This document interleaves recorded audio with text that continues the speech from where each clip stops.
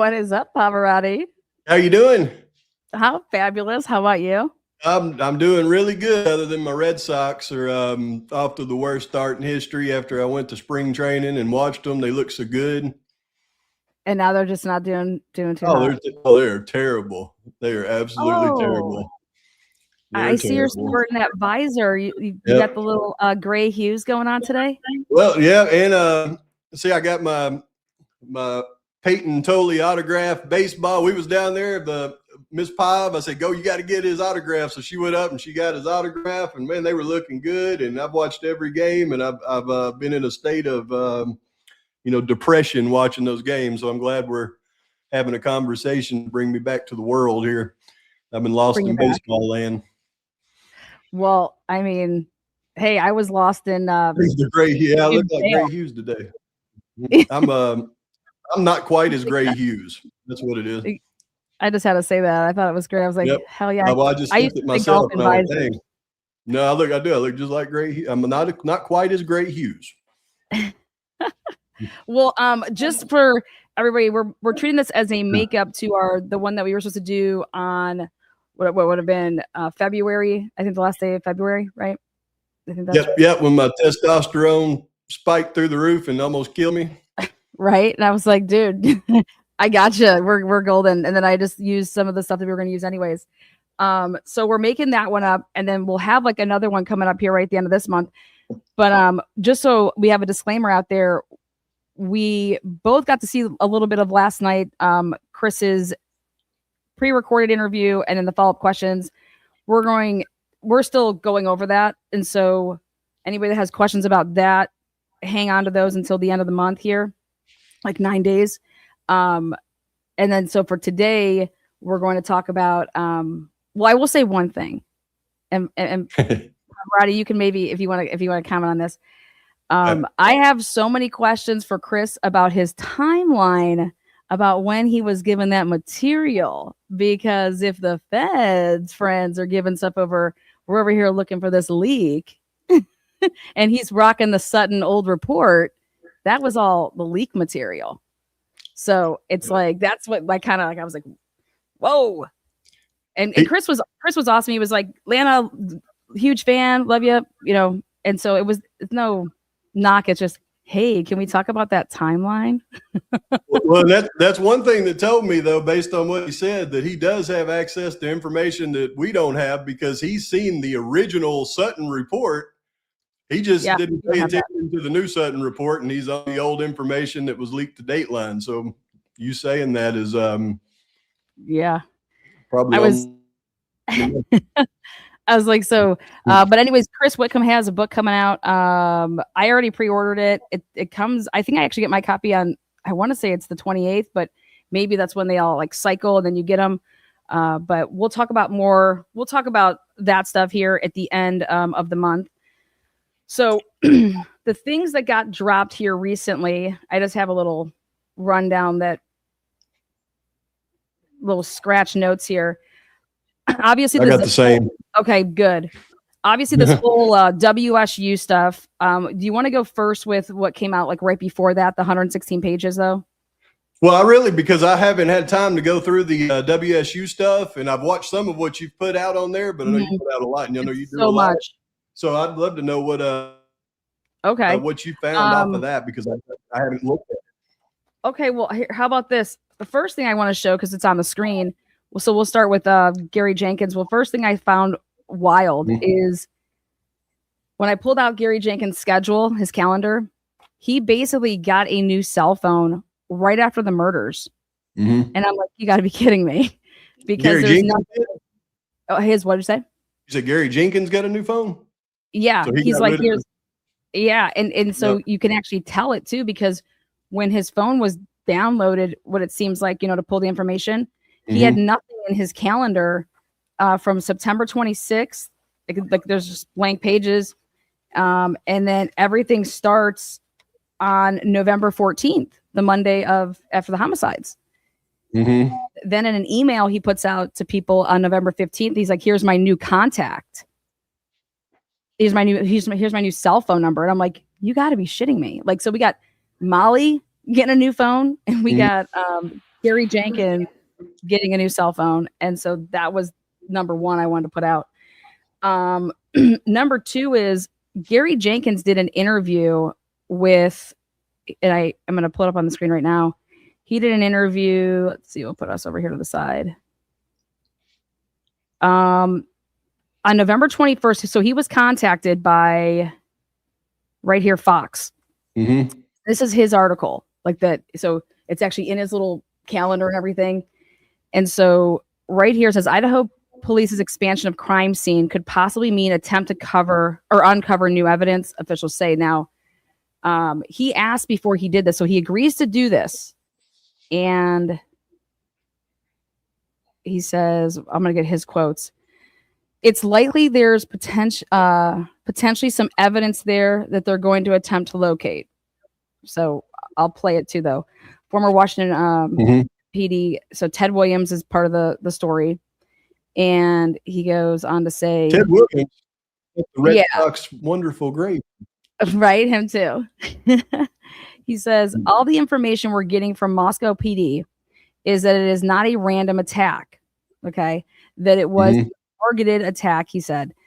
Typically the types of things that would lead you to come to that conclusion are the types of details at a crime scene that they don't want to release right now to the public so that they do not jeopardize, their or the integrity of the investigation. So these are the photos that were attached, and I'm going to press play for this interview. Let's see if it does it. I might have to go up to this one. Hold on, we might have to sit through a stupid ad. Your urologist system. Most common side effects are temporary and can include discomfort when urinating, urgency. Yeah. Wow, that's a terrible ad. Can you guys? Pelvic pain and some blood in the urine. Rare side effects, including bleeding and infection, may lead to a serious outcome and may require intervention. The UroLift system. Who makes up those types of ads? That's what I want to know.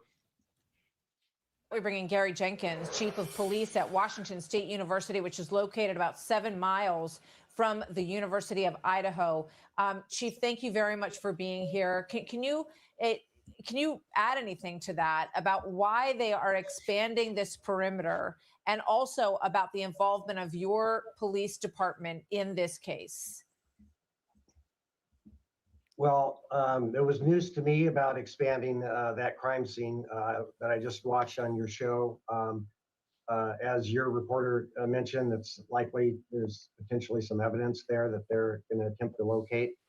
And our department, as we found out about this shortly after it occurred, I made personal contact with Moscow Police Chief James Fry and offered any assistance that we could provide. And at the time, he declined that invitation. But since then, his department's received significant response from law enforcement in the state of Idaho, as well as the FBI.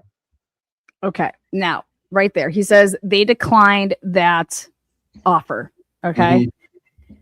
Well, so I question that.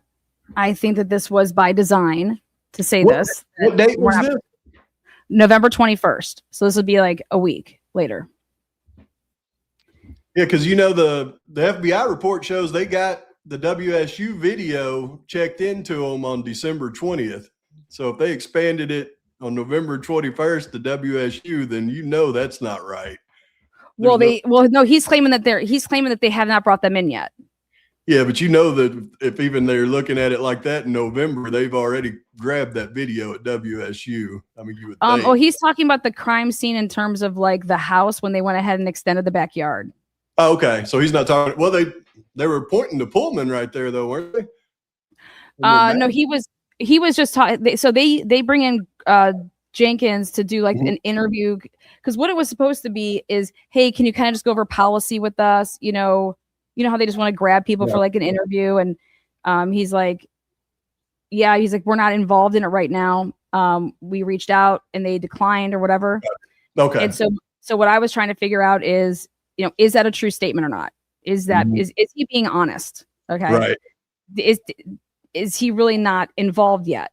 Because what ends up happening here is right after this happens. Well, on November 19th, that's when all the emails start with the feds, with Ed Jacobson, and they're starting to like passed back and forth, like to Immel and them about the car, about Yep. the blooming light up the balcony video. So stuff like that's going on. Right. Mm-hmm. And Payne makes a disclosure here on November 25th, which we're going to get into. And he's basically saying the car disappears that we're interested in. The car disappears in the back of, we see it on Walensa, and it just disappears. Like we don't have it anywhere else on any cameras. Right. And so my question would be is, well, the first thing I would think is that it didn't leave the area, right? Mm-hmm. Number one. Number two is they're able to, on November 25th, they actually don't start with this email and say they started at Steiner in 95. So they're using the 1311 video from they're using that actually as a starting point to say this is where the car is. Mm-hmm. And so what I thought was interesting here is after November 20th, when he wants to come out and he's like, November 25th, I go to some meeting, but I didn't give it to my people from the WSU police. I did not send them an email for a bolo until November 28th in the morning. And I'm like, well, this is all a bunch of shit because on November 25th, we already have proof that Pullman Police Department has already typed up and has a spreadsheet where Love has already found Brian Koberger's vehicle. It was one of the first 11 found. Right. And this was like, so it's like, how is Pullman Police Department already looking for Elantras when the FBI is over here saying that it could be one of like 7 different vehicles at that time? Well, another thing is, that they had to have contact with WSU because on the 20th, you've got detectives from Idaho staking out Jose Cruz's apartment in WSU. That was on November 20th. Okay, so that's what I was going to say. So we got that date then, and do they make contact? Is it with Pullman Police or do they use WSU Police for that? They only list the Idaho detectives in the report. It never lists anything about Washington Police, but Idaho Police can't go over and stake out an apartment in Washington without their cooperation. Mm-hmm. They never list anything in the reports about Washington Police. They just talk about the 3 detectives from Idaho staking him out, getting his cigarettes. Yep. Oh, and then actually that's right. That we have Andy Huddle, who's getting an email from the 19th about that's right about that incident with the girls in Cruz. Mm-hmm. That actually starts, and that's actually with Pullman. So here's the other thing that I was able to right now. There not a single WSU PD personnel wrote up a single report in this entire case. Yeah. And yet here we go on December 30th. Her name is Potter, and she reaches out to Gary Jenkins and says, hey, how many people worked this case? Because we have homicide coins that we made, and we want to give them to the people that worked this case. He comes back and says, Gary Jenkins says, we had 11 people working this case. And so my FOIA request is, yeah, who are these 11 people that supposedly worked this case? Because there is not a single report, and I want to know the names of whoever got these homicide coins to memorialize that they worked this case. And because I'm over here like 11, I'm like, who are you including yourself? Are you including like what? Don Daniels? Okay, Don Daniels. You. Who else? Daniel Tanego. You want to go ahead and say? And you want to say what's his name? Curtis Whitman. Who are these other people? Who are these? Not a single one. Don't you think Curtis Whitman? So let's go on and see what else he says here. But that's press play. Okay. Oh, did I pause him? Okay. I have a question for you about what may be an unrelated story, and I wanted to know if you heard anything about this. There was an account that a person who lives about 3 miles away from this site, their dog was killed.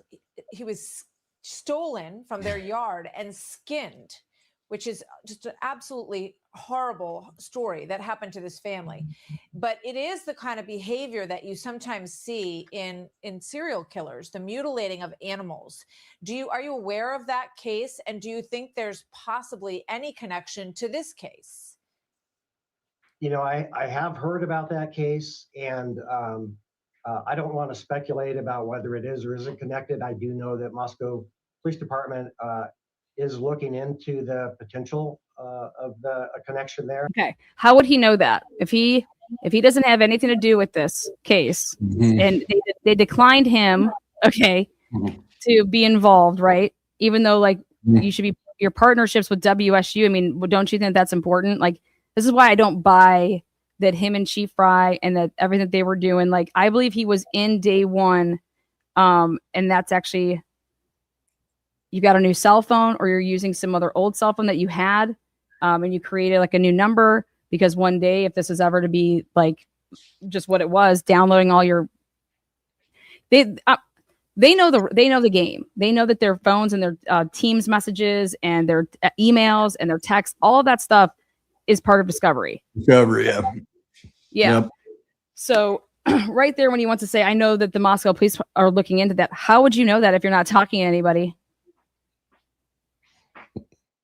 Well, you would think that on a crime that big in a major city that close to you, you would expand out to all the law enforcement agencies in the area immediately, but they just don't want to admit it for some reason. Right. And so like that was a question for me, is like, why aren't you just admitting that WSU would have been involved day one? And I think, in my opinion, it has to do with they were making it seem like the right hand isn't talking to the left hand and that there's all this communication issues. And I think that was by design, and they're making it seem like that, but that's really not what was happening. There was a command center that I believe was with the certain elite peeps here. And hey, this is, he said, this is an isolated targeted attack. Why? What's telling you that? What, because Dylan says that she saw somebody in a mask and they didn't kill her? That's the what? Because that's the only thing that you could possibly say, in my opinion, because it looks like somebody knows what the hell they're doing. They cleaned up the scene. What else is telling you that it's an isolated targeted attack at that house, other than like certain people didn't get killed and that they were there? That would be the main thing, is because they would have had to walk past Dylan's door twice to two other rooms and then leave and not harm Dylan. So they assumed that, well, it's got to be targeted or Dylan would be gone. And that's you're saying that you believe then Dylan's story?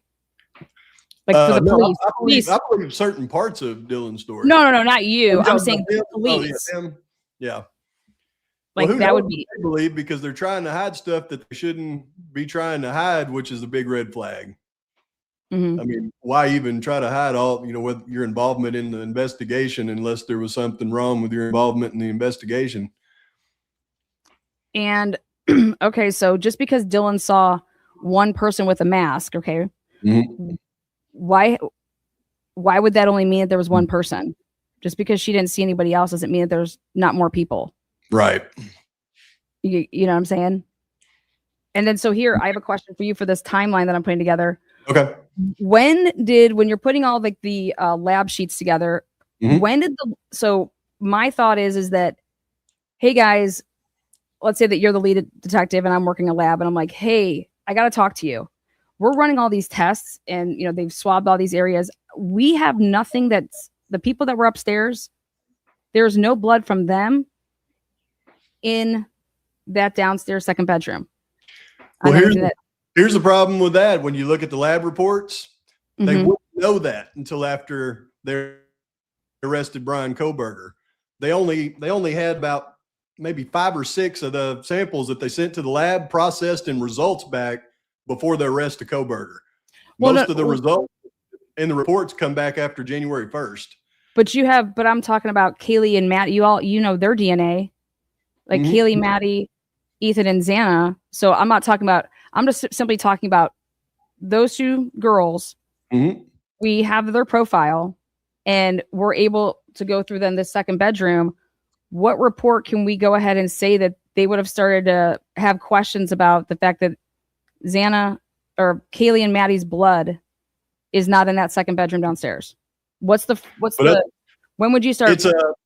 It's around report. I can tell you exactly, but that's what I'm saying is the reports that actually went through and would have told them that information on those samples. Mm-hmm. They didn't even test them and get them back until January. Let's see. January, even with report number, report number 20. Report number 20 is January 10th results. And what's on that? That is I've got all this in one big file. Okay. Report number 20. They got the results back January 10th. That is excluding male Eve, Koberger's dad, from most of the evidence. Yeah, I don't care about that. I'm talking about that. Yeah, but it's also like profile. I mean, they're going through and they're excluding. Well, let's see.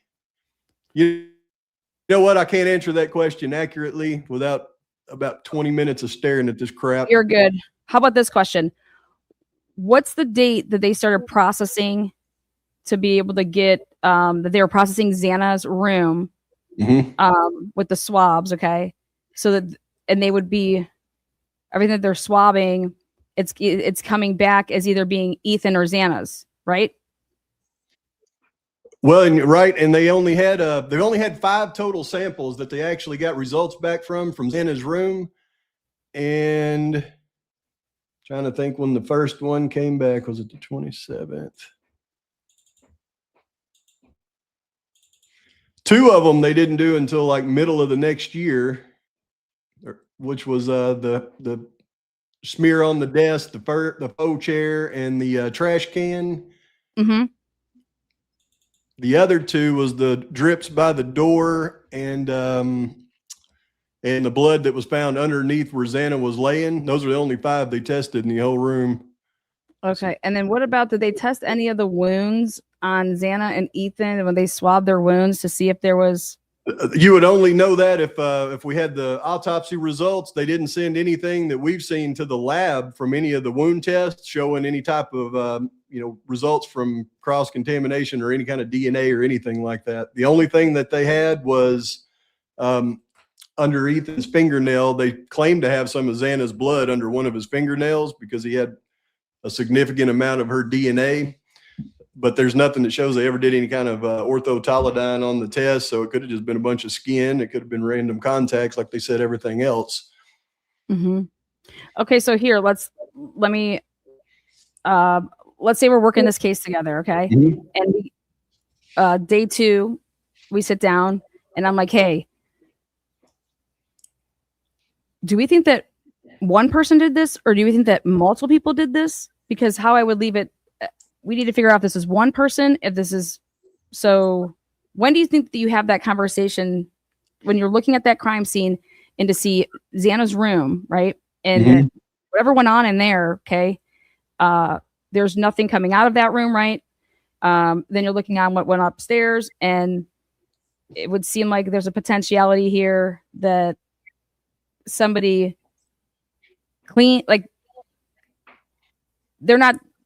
there's no trails coming out. There's not even like when do you think we would have that conversation? Because I'd be having it immediately when I would see that crime scene. I would say, okay, this looks like somebody cleaned up. Mm-hmm. Potentiality that the killer never even left the house. Okay. Well, that's why I say I don't think they would have that conversation until November 18th after they had their final long discussions with Dylan and Bethany. I think once they got those 2 long statements from Dylan and Bethany, then they would sit down and they would start discussing, things like how many people did it and stuff like that.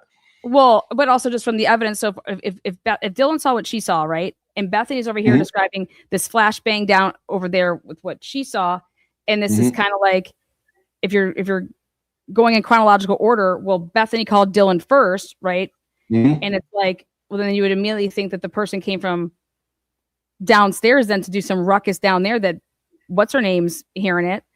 It just seems like the logical steps that you would have to go through and that you could not eliminate. Like we can't eliminate. We have no idea if one person did this or if 2 or 3 or 4. We need to get results back, right? So we're swabbing things so that we can see if this is all just the victim's blood, right?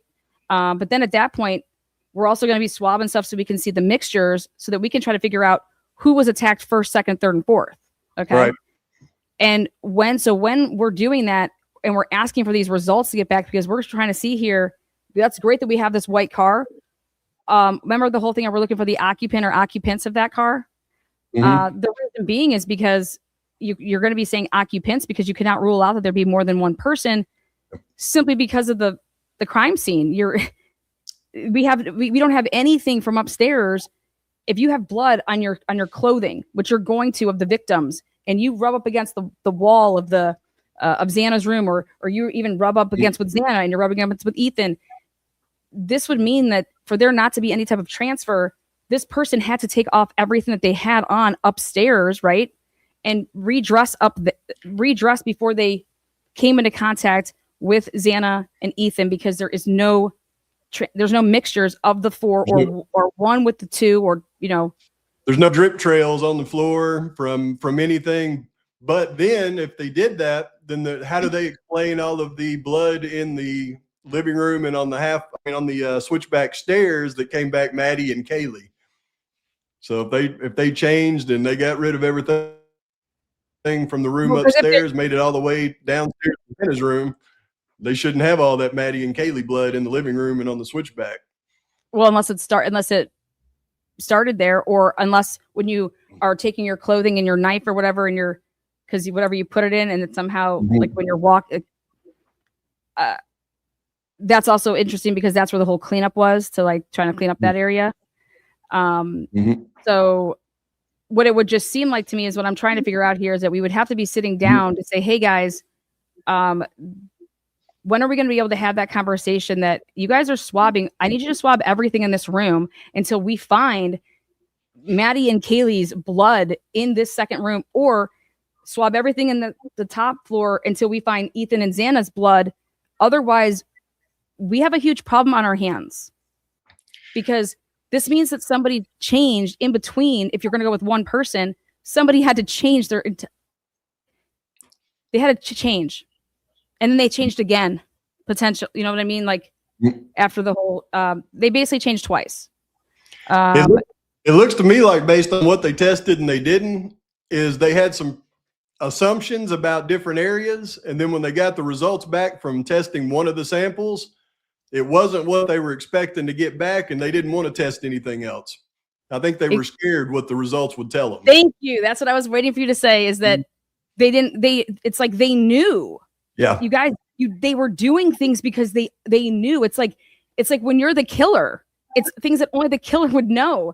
We can't do certain things because it's going to come back fucked up. It's going to, we have to stay away from this. And that's what the crime scene, basically, I will go and die on this hill. That's what this crime scene looks like, is that the people that were making the decisions on what to swab and what to test, they knew. They had like personal knowledge of, we can't do certain things here. Because I would say you are not going to leave this room until you can find me Maddie and Kaylee's blood in Ethan and Xana's bedroom. Otherwise, this is multiple people, or this person took a lot more time in this house, a lot more time, because you're talking about changing twice. You're talking about then cleaning shit up to not leave any type of a trail. And we're talking about, when we're talking about diluting the blood, and it seems like where this diluted of blood comes from is that, remember when I was telling you, I was like, hey, what if that pop-up table wasn't up yet and they went upstairs? I think I'm thinking it was you. If when Dylan wakes up and they go upstairs and they just start pre-gaming and pop the table and start to play beer pong, not even realizing anybody's dead in the house. Just remember when I was telling you, and they have like their water and they're tossing the balls and stuff like that. And so then whose ever blood is, and that's how it could be potential that stuff was getting diluted, because when you play beer pong and you dunk your ball, you're shaking it off like this. So you're shaking it all over and water's going everywhere when you're playing, if you're playing like that.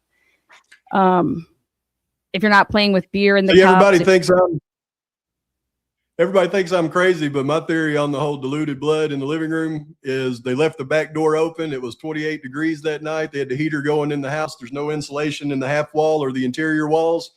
And it was just condensation that formed. Oh, that could be. I also think that because the front door was open too, so you have two that's happening both ways. Absolutely. Yep. If there's no insulation and it drops below the dew point, then that condensation will form on that sheetrock in 2 seconds. It won't form on the floor or the handrails and stuff because it's solid wood. But on sheetrock on an interior wall with no insulation, it'll form like it will on a window. Mm-hmm. Okay, so I want to go back to these dates. Is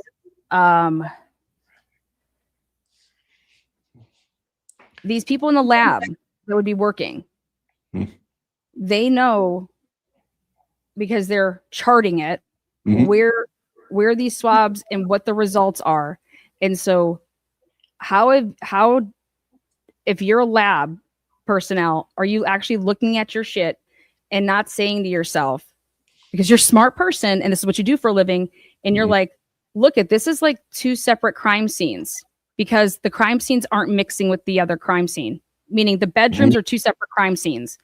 How do you not say that to somebody in a management position or, you know, I'm breaking it down like a business? How are you not saying that to a superior? How is that not one of your... They have to be having conversations about it. It's common sense. Yeah, they have to be having conversations and directing them not to test certain things, because I firmly believe when they're getting the test back, they didn't believe that would be Kaylee's blood on the pong table. I think when they saw that, they went, "Oh, this shouldn't be here, and it shouldn't be Kaylee and Maddie on the half wall." I think they had a completely different idea, and then when they get the results back, they go, "Stop, quit testing this stuff. Just test stuff that you know what the results are going to be." In my opinion. Yeah, I'm just going by the dates here and trying to take the dates of what the lab people were working on and the dates that they were doing it compared to then what you're doing with the investigators. Yeah. If you'd have told me beforehand, Lynn, I'd have it all out for you and tell you. No, it's good because I like the way that we're just talking about it versus like it's like I want people to see how my brain's working, your brain's working, and then when we're talking about this stuff, you guys, this is what they should have been talking about when this is how you would have to figure this shit out. Like you're not just okay, I'm gonna switch gears, but it's now the same. You've given me a whole project. Now I'm gonna have to go through and make a date list of when the results came back on each one of the samples, so we'll know exactly when that crap happened. Well, because it matters. I got it all saved in a triple format where I can pull all the reports up by the date and everything and kind of what they say, but it'll take me 20 minutes, so I'll get that done and send it to you. Yeah, well, it just matters because we're going to be talking about if it's, hey, are we talking about one perpetrator? Are we talking about two? Are we talking about, because now this is going to be the thing is, okay, here on November 16th, we talked to Bethany, and then on November 17th, we talked to Dylan, okay? And then we have FBI because we were immediately interested we have this vehicle that on November 25th, Payne puts it in an email and he's like saying, we have the car looping and it's beginning at 3:30 or like 3:29, 3:30. Okay. And so we have him putting that in writing and sending that out to the Moscow Police Department on he writes that email on the 27th, but they had a meeting on the 25th. And it's like, why are you guys having this meeting when Andre Love from Pullman is already looking for an Elantra on the 25th, and he finds Brian's one of, the first 11 found. It was like the 8th one actually. And so when you still have on a list that it could be one of like 7 or 8, 9 models, right? And they couldn't rule out the Ford Fusion at that time, which is what the undercovers were driving. I don't know that you still can rule out the Ford Fusion for the Ridge Road car. I mean, I've taken those side views of the Ridge Road car and I've scaled Elantras in there. And the Elantra looks like it's about 6 inches short. The Fusion's the exact size, but the features don't line up. They're so screwed up on these cars. You absolutely have, I mean, destroyed their freaking case with what you found at the Sunset Mart. Yeah, they know that it's two different cars. Did you see what was in the new report about that? Is that in the 116 one, right? The one that just the one we were just talking about. Yeah, the one that you just sent me. When you get down to the rebuttal, he actually puts, now he doesn't add it together because he knows better, but he actually puts in there the timestamp of the video and just a two sentence statement and the 1 minute and 43 seconds you got to add to it. Yep. And, I mean, if you add that to it and go right back up to his report and plug it in where you had the other number, then you see it goes boom, boom, boom, boom. That's exactly what I did. And I was like, they knew. I was like, these fuckers knew because I was like, look at this. So let me bring that up so I can. I mean, but that's the thing. Most people won't be able to get their mind around it because even me looking at it, I can't get my mind around it. The car at the Sunset Mart is not the car on Ridge Road. And since we got the video, I've sat there and watched the video all the way on Ridge Road until, for another minute. And the car that passes the Sunset Mart never shows up on Ridge. I mean, it never shows up on the camera. And that's why. So check this out. Payne writes all this stuff up. They're able to go all the way to the Sun Mart, and they have it on November 25th, 26th, 27th when he writes up this email. It's in the WSU stuff. That's where I got this email from. And he says, I mean, if I wanted to, I could pull it up, but he says he doesn't go all the way back to Indian Hills trails yet. Okay. So then I have my new question, which is, why did they feel the need that they had to? So this tells me that they were looking at Eric Gower. Why would you? This is what Ann Taylor asked. Why did you? How did you come across the Indian Hills Drive cameras? And Payne's like, I don't know. I have no idea. I don't recall. What? You write up an email and you started in the middle of the road at Steiner in Maine, which is 1311 camera, which is the Main Street camera, which is the mobile camera, the gas station camera. You have it right there and you have no problem starting it. Okay. Right there. It's just like this car just starts there. Okay. So now why would you only go and get cameras? How do you come across and say, hey, I think we should go on November 28th, 29th. Hey, Danny Vargas, go call this judge. Okay. That we know, and go ask her if she has cameras at her house still that we used before. Okay. And it's like, but why'd you pick that street? Well, we now know that Eric Gower says that he went to Indian Hills Drive and he dropped somebody off there. Okay. And I'm over here like, Jesus, like they're following Eric Gower around town because he lied in his original interview. Something just hit me like a ton of bricks, Lana. Something just hit me like a ton of bricks. What's that? Do you have the FBI report of the timestamp, the original report of the timestamps of the vehicles? Yeah, the Immels report, or not Immels, but Hill's report. Yeah. Do you want me to pull up the one that you just? Yeah, that one's got it in there too, I think. Do you want me to just pull that one up? Is that good? Because he goes through, if you think about it, when Payne is going through and putting this together, whoever really did it, you've got the timestamps at the 3 Indian Hills cameras, the timestamp at the Sunset Mart, the timestamp on Ridge, and then it kind of goes in a succinct order. Yep. I believe the actual timestamp on the Sunset Mart would have made somebody think that was the same car in those time frames, which means they knew unequivocally that it wasn't the same car, the date that the FBI did the time verifications on those videos. That's what I put out in my video. He got the Sunset Mart, he went, oh shit. They knew right then it wasn't that car that day. Exactly. And they still fucking were going to go with it and see if anybody caught it. Yep. It just here, I'm going to pull it up.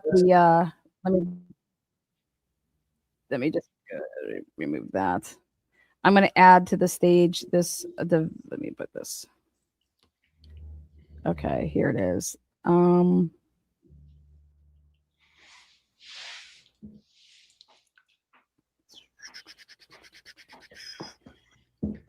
I bet once he went through and verified those timestamps that he wish he never did it. Yeah. Well, I was like, what's going on here? I was like, how do these? I was like, how does he write a report and not realize that what he's about to prove here is that there's two vehicles? I was like, and the question is did Ann Taylor catch that? And I think that she did, but she was going to let it blow up in court, right? And here's it's Exhibit 9. So let me pull this up now that I have it. Okay, here. William W. Okay. So well, this what's bad is I don't know where he got the number that he put on that FBI report. He made that crap up. I mean, there's no. Well, no, because I think he got it from the other car. I think that. No, I mean, when you go to the Sunset Mart on the original report, the time he puts in there, there's no mathematical formula that could equal that time. He just made it up. I mean, that is just made up. On the second one? Yeah, he put on the first and the second. They never change it. Okay, hold on. Let me see. It says 3. Because maybe I just have to look at what you're saying. Okay, it might not be on that one. That's a good one to keep up. I'll tell you. Well, I think he does it right after it though, or right before it. Hold on, he does it like it's in this one. Oh, it is? Good deal. Yeah, I'm almost positive. Well, I'll pull it just in case. I'll pull it up right here. It's always in. Oh, okay. It's always. I know I can't put it on your screen because I don't know how to. Oh, here it is right here. It says 328.56 in the original report. So it goes 326.43 Indian Hills, 328.56 from Main Street, 329.02 on Ridge Road. The 328.56 number, I can't find a mathematical formula. Oh, no, I don't know how to get back. Oh, do you have it? Did you want me to share your screen? Can you share my screen? Yeah, if you hit the share button, share screen, I can share your screen. Okay, I can't even find you now. I've got so much crap open. Where am I at? Holy crap. How do I get back to you? Oh my God. Let me see if I can I mean, I can't even find what I'm looking at here on like up on your look for the black dot. That's like black dot. God, I got 1,000 black dots. I'm an idiot when it comes to this stuff. Here it is. Here's a red dot. Yeah, red dot. I got you. I lost it. I'll never get back to the screen. That's how many tabs you got open. I love it. I've got that. Well, I've got at least 50 open on the regular thing, and then I've got like 100 documents pulled open in Word from all the court documents and stuff. And because I just got to go back and forth to them because I'm crazy. I have to do the same thing. That's why I print everything, because otherwise, if I don't have 3 screens going, then I have to print everything. Do you all right, tell me how to share this. Okay, so right in front of you, if you see the it should say right next to where you can see, it should say present or invite, right next to where it has your present or invite, it should say next to you. Like you see like a block right next to like where your face is, underneath. All right, and then I hit what, video, image, slides, and PDFs, or share screen. Share screen. Yeah, there you go, share screen. Okay, Chrome. And then tab. Stage response to motion in limine. Wow, it's got all this stuff pulled up. Let's see. Yeah, it's great. That's self-authenticating record. It's only pulling up. Why is it only pulling up some of them? No. This is really cool. Well, you're looking for that. November 21st is also, guys, the same date that Darren Gilbertson and Payne and Talbot. Okay. And Talbot's the person that should be telling them to say, hey, guys, we have an issue here. Like, I think we have 2 separate crime scenes going on, but they were adamant that they wanted to prove that this could be done by one person within this ridiculous time frame. Did that work? Yes, I'm adding it now. Okay, let me remove this and let me add you. Oh, added. Here we go. Okay, and I'm going to make it bigger. Let's go like this. Okay. I mean, if the whole world just knew this little part right here, I mean, people would have a totally different perspective on this thing, I think. Yeah, I told Anjanette Levy about this. I said, hey, because she asked me about it. She's like, hey, what's this stuff with the car that you found? I said, yeah, it's 2 different cars. And she was really interested in that. And I was like, I need somebody from mainstream media to present this, because this proves that there was 2 different vehicles, and the vehicle that they have that's, you know, you can't have it both ways. The Ridge, this makes the Ridge Road camera at 401, or I'm sorry, not at 4. This makes it so that the original 330 vehicle it's not the same vehicle that you have going through the main street. Yeah. Well, the one that's going through Main Street it can't be the Ridge Road one, because when you actually do the math, like we're about to show you guys here, it's impossible, because your car already went through, but it didn't. You know what I mean? And then once we look at the rest of the video on Ridge Road, this car never even goes that way. It stops. I mean, it never goes that way. But I think this may be the car passing the gas station that actually comes back around at 401 that you see on the Ridge Road camera. Because as I've dissected these things, it looks like it's almost the same shade. It's like that car is not really white. It's kind of just a little bit off. Because in the same video, when you look at the other car, it looks white as snow. In the same video, shouldn't put a different color tint on the dang car. So it's enough to drive me crazy anyway. Yeah. I think it's right here when you look at the timestamps of. So the first thing that I wanted to know is, how are they able to determine, and I said, we're accept it, but 1331 South Main Street at 3:28 and 56 seconds, it says on channel 7, that's the timestamp. And then the next one here, which is the 3:29 and 2 seconds. So when you actually add, because you have to add a minute and 43 to the 3:28:56. Well, that's the thing. There's no 3:28:56 anywhere in the world. It's a number that I can't come up with anywhere. Oh, I think what he tried to do is, I think he tried to add, I think he took 3:26 and whatever it was out of Steiner. It was 3:27:46 on Steiner. Okay, if you add 1:43 to that, what does that equal? 3:29:29. Yeah, I have to go check my notes with where how I figured. If you take that new report, pull up the new report that you just had that shows the vehicle. Yeah, the vehicle from Becker, and then if you go to the part where it talks about the rebuttal from Imel, it doesn't even say his name. Yeah. It'll actually tell you the timestamp with the 143, and it's 3:27:46, I believe. But we've even got the video now, you know, that they put out with the timestamp that shows it, and it's exactly what he put in that report. Which if you add a minute 43, it's 3:29:29. Somebody made up 3:28:46. It's not anywhere.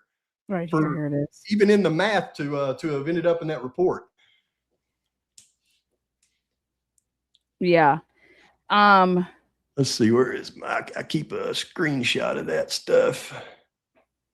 But here's the simple math I want people to see, though, is that if you're looking at this screen and you see where it says Ridge Road at 3:29:02, you guys, all that matters here is what you have to do is you say to yourself, it's impossible, because we know where Ridge is compared to where Main Street is, right?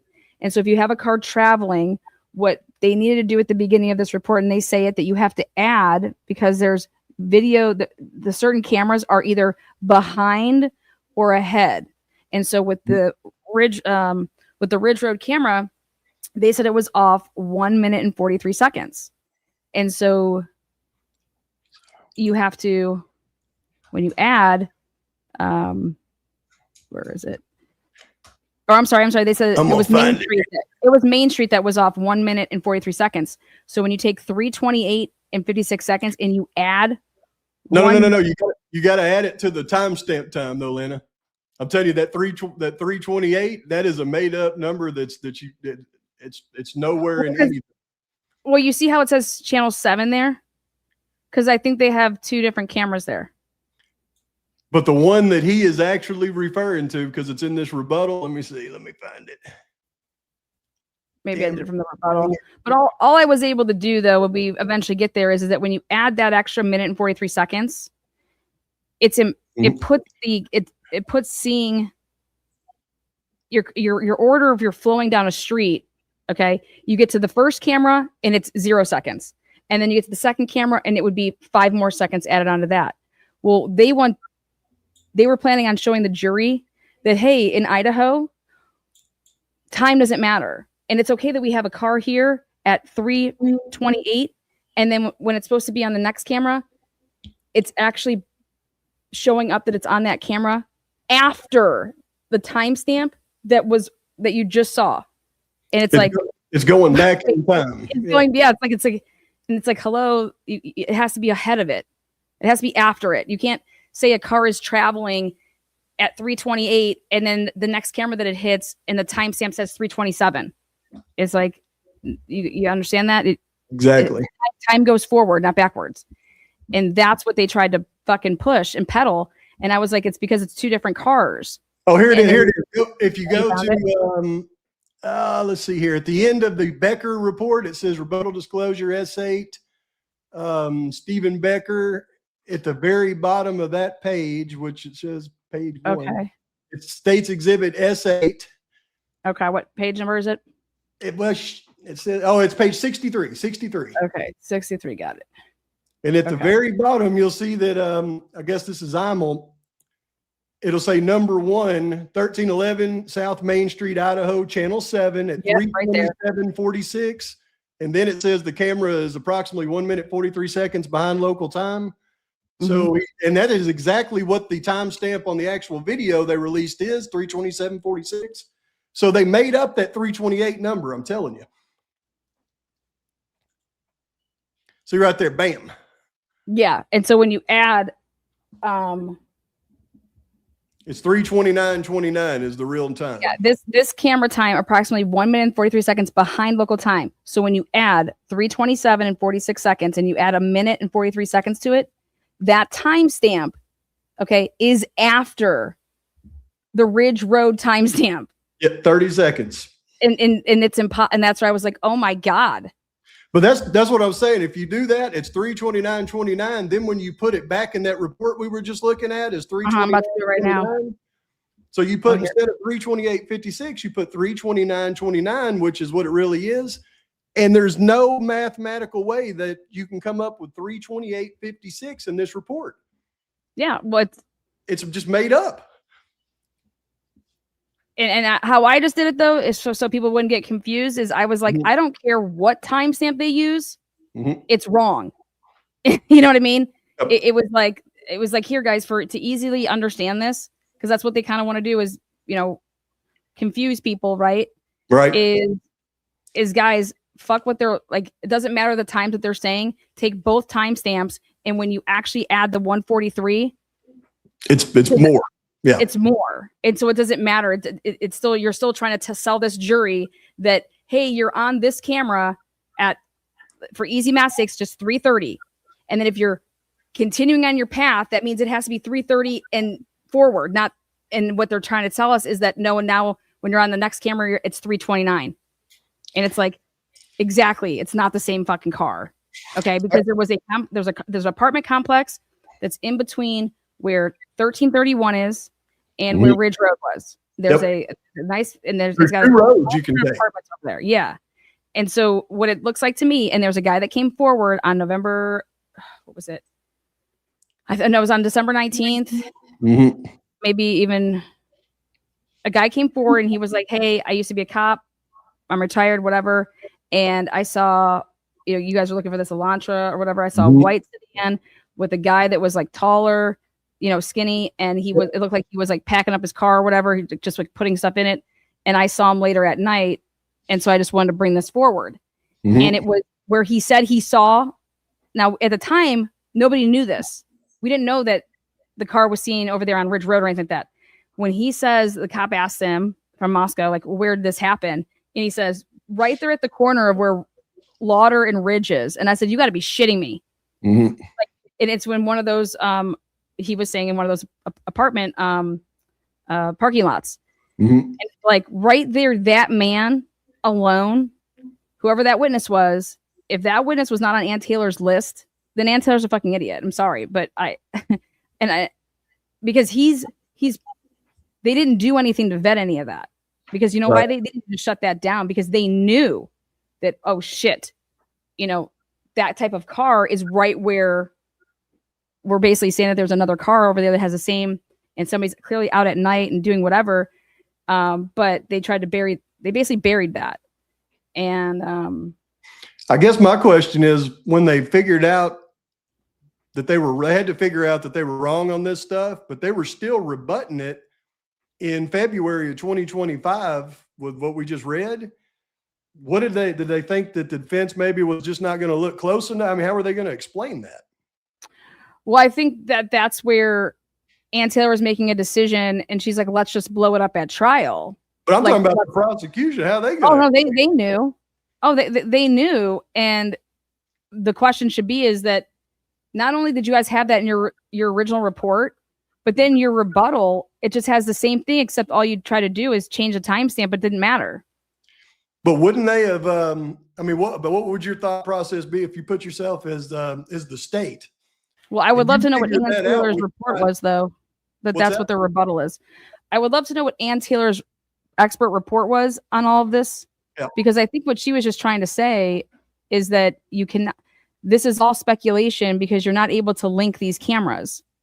Okay. And that's what they're trying to do here. What they're trying to do with this is that they're trying to get an expert. And this is where Hitler was like, yeah, nobody.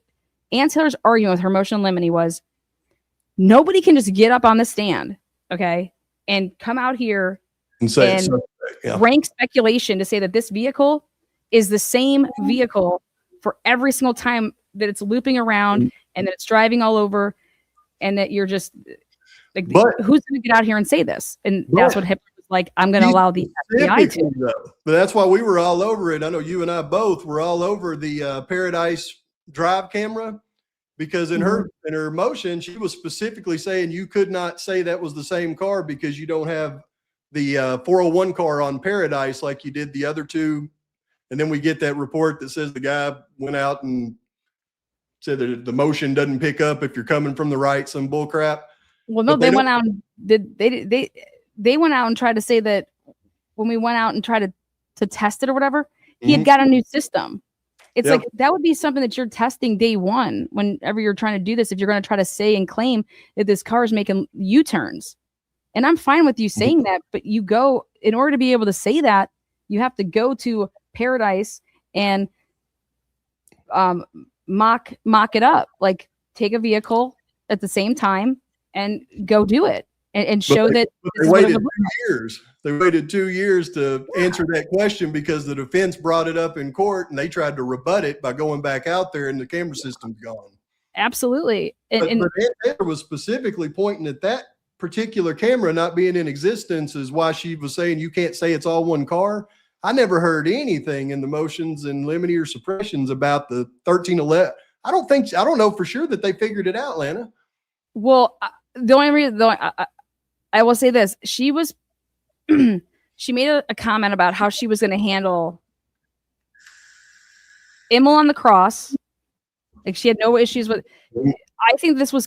I gotta. Hey, if they didn't have it, they didn't have it. But I think that they did, because I think that she was. This is how I think that they were going to go about it. Is this? Because I've been working on my mock trial. This is how I would question Hill, Detective Hill, or Agent Hill. Who supplied you with the video cameras? How did you authenticate when you're coming up with that they're short this or they're long this, or who did all that work? Okay. When did you do it? Yeah, well, because you're going off of this material that you're given, right? And it's like, well, so this person just said, hey, I went over there. I asked them to, like, why aren't you basically serving search warrants and getting these people's their hard drives, right? But hey, we're just going to go off of, we got these clips, how we're going to do it. Okay. So she's going to ask him that. Then she's going to say, okay, so when you're making your report, right? And they're telling you, well, what was your role in this? Weren't you guys trying to figure out where this car came from?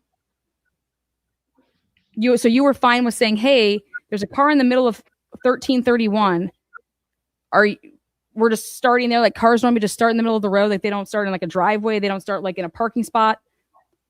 So it's like, if you're going to be doing this, it says, hey, it's one thing to identify a vehicle. It's another thing that you're trying to talk about path of travel. Okay. And so you're okay with starting this vehicle in the middle of the road at 1331, but then you back it up and now you're in the middle of Indian Hills, trails, whatever it is, at whatever time, 326? Well, did you not say, hey, let's go back and like, where did that vehicle come from? Like, why'd you stop there? Because then you're going to ask, well, didn't you guys originally say in your first report, you talk about a timestamp that you see a vehicle and you have Brian's phone, right? And this probable cause. Weren't you part of this? So this is how you're going to bring out the probable cause. Like, who was part of this probable cause to say that this car that's moving on WSU's campus at 253 is moving in concert with a phone, right? And then you're going to point out that, well, here, this doesn't have fog lights, right? So that can't be the same vehicle, right? That the one that you're following around that has fog lights. You'd want to blow this all up right in front of the jury. So that vehicle can't be, right, the same vehicle that you have on campus. And you guys knew that, and that's why you didn't put in your report, right? Your final report here, it doesn't start at 253, right? You start your report at 326. Isn't that correct, Agent Hill? But yeah, but they go back and addend it, though, with the Floyd cannabis shop in the FBI report. And now we know that thing that has fog lights as well. So even their FBI report mentions Floyd cannabis shop when you get to the next report, the addended one. Yeah, but you'd want to. That's where I think that you would do this voir dire first for Hippler to say that.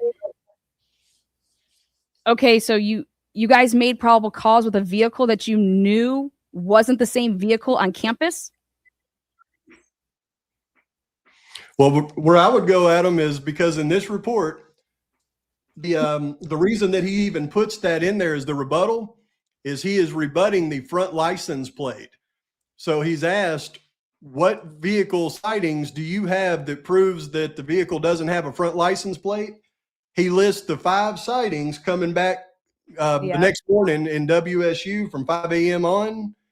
And he lists the 1311 South Main as the other stamp that shows a vehicle without a front license plate, knowing that that can't be the next vehicle on Ridge going into the neighborhood. Makes me think that they didn't know it either. I don't think they did it by themselves, or they really thought they were going to get it. No, I think that they did. And then the question is, that's how you would stump it all to say at first, though, you guys knew that you had a problem. And so you changed your report, right? And you're like, we can't use the 243 or 253 sighting anymore. So you took that out. Then you go with the Floyd one, right? And now we're about to blow that up because that too has fog lights, right? Yep. Okay. So now we just blew that up. And now we're going to say this in front of the jury. Okay. So you changed your report from that, right? Let me ask you a question, Lana. I don't mean to mess you up there, but when you think about what Cy Ray was going to say, based on the handoffs in Washington, would you go through Cy Ray first and get what he says that the data shows in Washington and the directionality before you got to the car?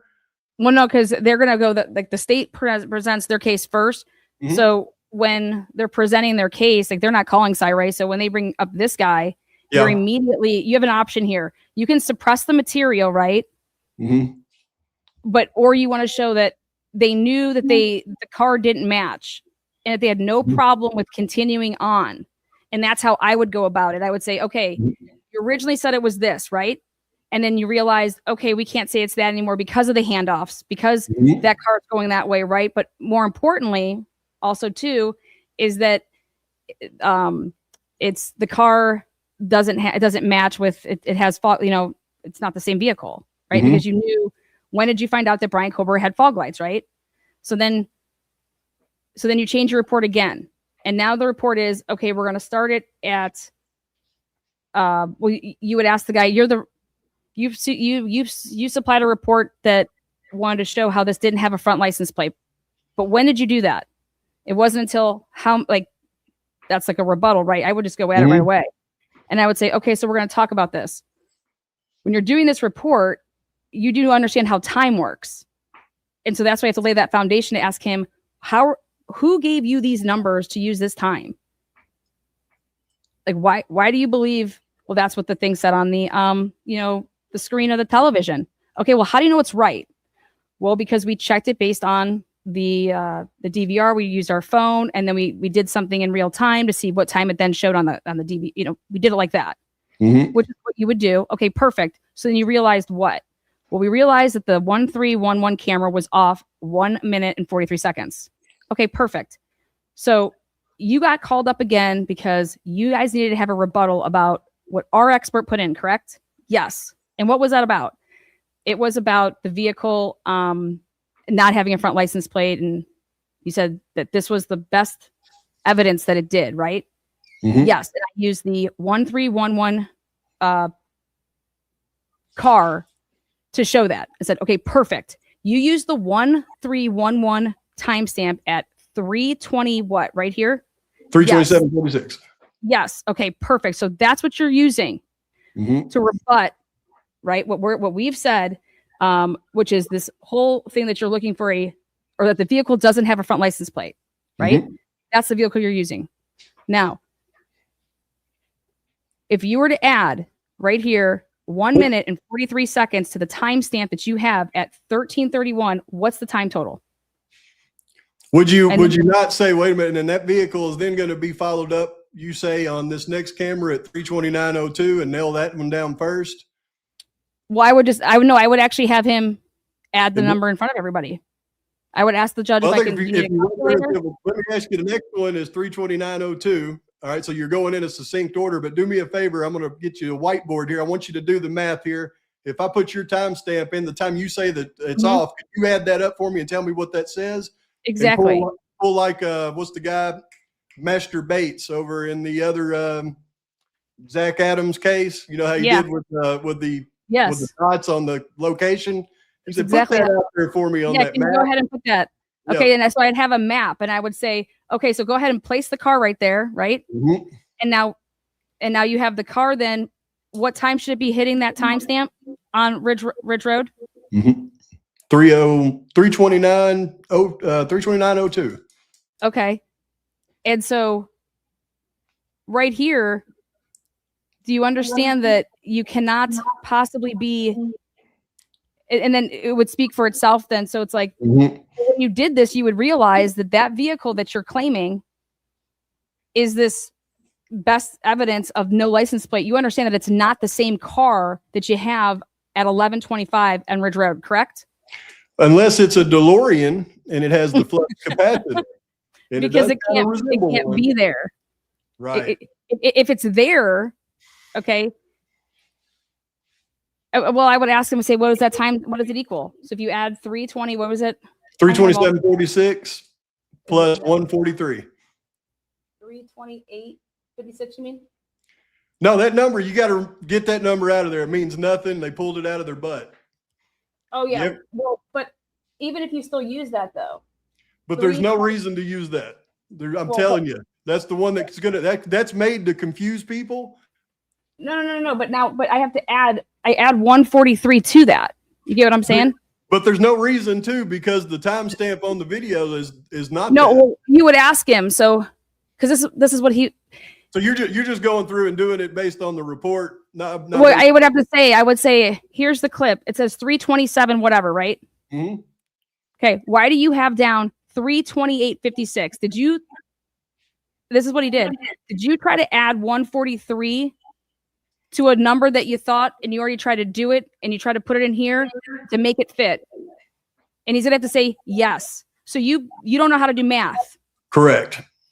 You purposely did, so why wouldn't your report show that timestamp on your report, just like it's done at every other report that you've ever provided to us? You never changed, you just left it alone to say, hey, it's 143, and you have to add that, right?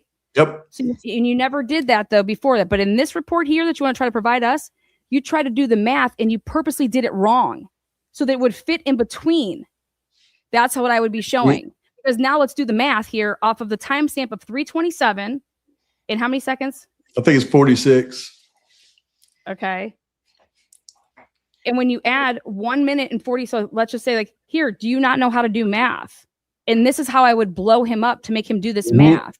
Yep. And I would say, but you tried to do the math and knowingly write a report with not knowing how to do simple addition, because that's how you're trying to make it fit between the Main Street time, right? Because he's just trying to put this in. Oh, look, it fits there because I added the 143 already. Well, no, actually, when you add it, what does it equal? And what it equals is that it's a timestamp that's before 3:29 and 2 seconds. And there's no way he could deny it at that point because he's already put in writing on this report verifying 1311 South Main is 3:27:46. The camera time 1 minute 43 seconds behind local time.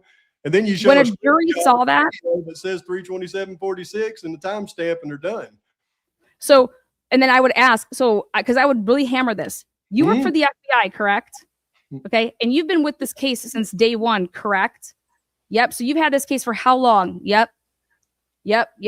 Okay, and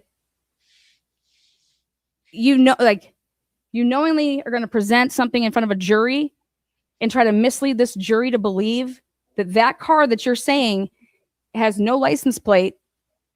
You knew when you did the math, or you should have known that was not the same vehicle that you have on Ridge Road camera, right? Right.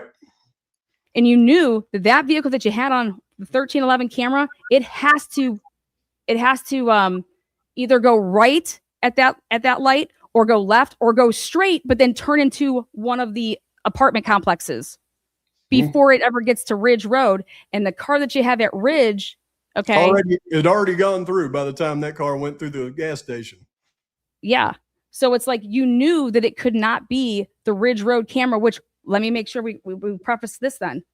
So that would also mean at 4:01, because then at that point you're following around this vehicle at 3:20. That was never the original video, though, that you try to say right now that has no license plate, right? Right. And you tried to pull this off because then you wanted to go get more camera footage. So let's go and get Indian Hills Trails one. Let's use the Ford Fusion because that's where we're coming from. That's where the cops were coming from. And so you have an option here, though, is you don't want to, Ann Taylor date. I have to think, when was this turned in? Because did Ann Taylor even have this before the suppression hearing, which was, when was her suppression hearing? Her suppression hearing was filed in December, so it was January 27th, wasn't it? Or January 24th? It was in January. Yeah, I thought it was like January 25th or something. Yeah. But and so I think this is done after that. This rebuttal came out in February after the suppression hearing, so if they didn't have it then, they would have it right then. And you want to know why he did it? And then I would ask that. Now, we had a suppression hearing in January, right?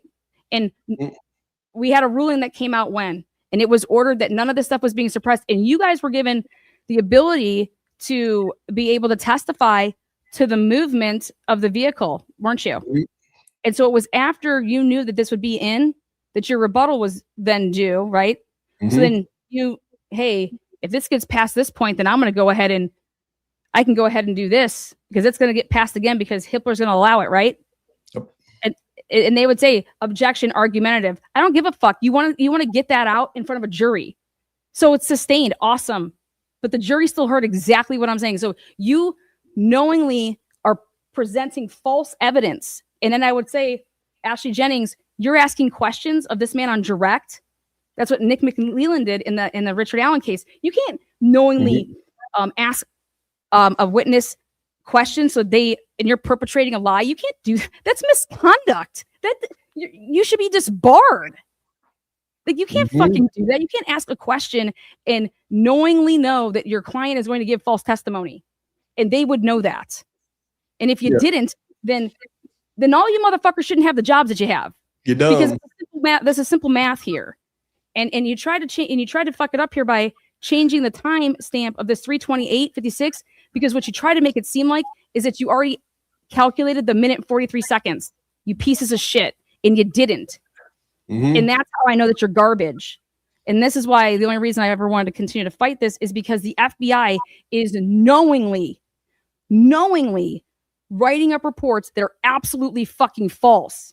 Yep. They started it from the beginning with the probable cause, and that's what the much bigger issue is here, is there's no probable cause, and actually a kid that could be a potential killer would actually go, he would be free. Now, I don't know if that's a good thing, right? Because if he's the killer, right, who the fuck wants him? But he's the fucking FBI's problem, and you're going to babysit him for the rest of your fucking lives, okay? To make sure that that boy doesn't hurt a fucking soul because you guys fucked up. But you're not going to ruin my rights and trample all over them because you guys think you can do whatever the fuck you want, because you can't. You can't. And Ann Taylor needed to take this to trial, okay? And I hope to God that she does, for the simple fact of the matter of is that this needs to stop. Okay? This shit needs to stop. The FBI, because you know what happens when a jury hears that, oh, this guy works for the FBI. So he's all of a sudden he has his credibility is here then with the jury. Okay? Like it's like you didn't even have to talk about anything, but the jury's going to believe what you have to say because you are fucking with the goddamn FBI. You're an expert, or you're this. Fuck you. You can't even do math, motherfucker.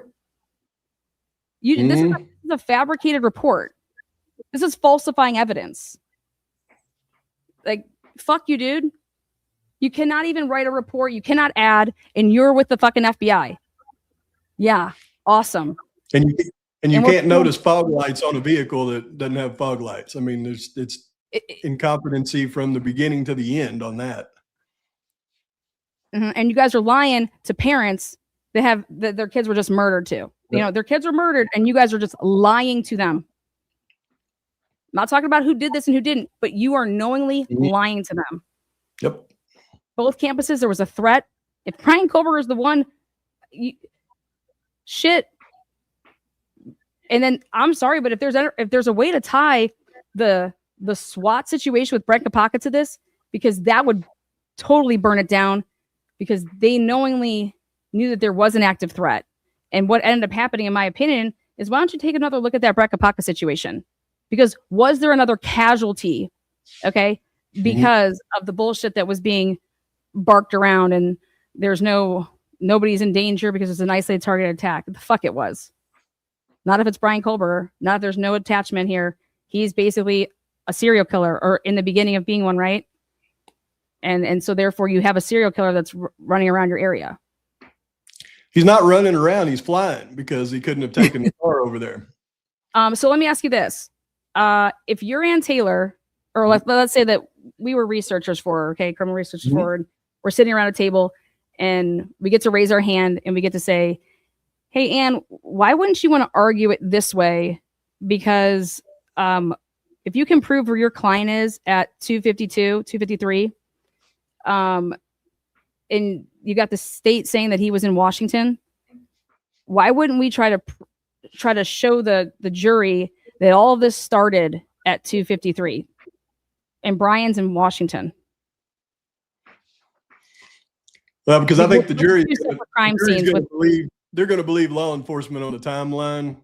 I believe in the crime, because everything just kind of lines up. I believe it wholeheartedly, because if you take everything, the only thing I think they did was they lied about what Dylan said. But if you take the car pulling out and you go backwards, I've done it forward and backwards so many times. This is just what I believe. I might be totally wrong. Could have happened at 3. But if you take everything and you go backwards, you go from the car to the dog to the sounds on the camera to when the DoorDash would have arrived. I think if you do all that, you put everything together, it kind of verifies itself. I think they would believe it. Okay, let me ask you this then. So what if you went about it like this? In an opening statement, you said that that the house is the crime scene, right? And that if one person was actually the target, right? And since there is what the evidence is going to show you is that nothing from upstairs mixed with anything that happened in the downstairs bedroom. Right. Okay. And so what we have here is you're going to hear from a witness, and her name's Dylan. And basically what she does is she's talking about 2 different events and treating them as if they happened at the same time. Whereas there was way more of a gap that actually occurred here, where the crime was committed, and it began as the devices are going to show that Kaylee and Maddie never used their phones again. And that all starts at 2:53. Okay. That there was a bunch of phone calls being made, before that, calls from Maddie's phone that never usually happen, where she's calling Jack D. You're going to hear from Jack D, and he's going to tell you that Maddie never calls him, and there would be no reason to ever, something serious would be going on for that phone call to ever happen. Multiple phone calls. You're going to hear that the dog was missing. Okay. And you're also going to hear about some evidence that the potentiality is that is the sound always matching up with the videos that we're going to see? Okay. Cause that's hearsay, what's going on. But if something's going on upstairs, and Dylan, you're going to hear from her, and she's going to tell you that she went to bed because she heard Kaylee talking about going to bed, and she heard the dog, and that they were all in the living room. And so here she has, the dog and Kaylee going up to go to bed. And then that's when she says she hears that there's someone here. Okay.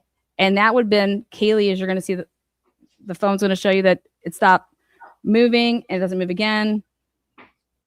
And so all of that would have had to happen at 2:53 or right before then. And then Dylan's saying that she's calling out, doing all this stuff, right? Well, she doesn't talk about that until after Bethany calls her. Okay. And that doesn't happen until 4:19. So the first that you're going to hear from Dylan is a situation that Kaylee says there's someone here, and that she thought that she hears her running down the stairs back down, that she runs back down. And that's going to compart with the fact that there's going to be a little bit of blood that you're going to hear about in the living room that has Maddie and Kaylee's mixture on it. And that's the only place that you're going to find that. But if then what ends up happening upstairs happens earlier, because as you're going to show, none of the mixture from bedroom upstairs is mixed in the bedroom on the second floor. So if the killer then is cleaning up, okay, changing out their clothes, right? They take their time. The evidence is going to show that they did not go and take apart any of the bathroom, any of the shower, okay? And then when the person's then going to leave, what you're going to hear is that there's a DoorDash. Xana and Ethan, there's a DoorDash that happens. And as the killer from upstairs is already changed, is about to leave, they meet with the DoorDash from Xana getting the DoorDash, or Ethan, whoever went and got it, came upstairs. They're eating, but then they take the food that they got and they're about to go put it back in the kitchen, do whatever. But there's that Xana gets seen, or Xana sees the killer. Person's panic, goes, runs, and then that's when what happens in Xana's room happens. And that's why there's going to be no transfer of any blood from upstairs to downstairs.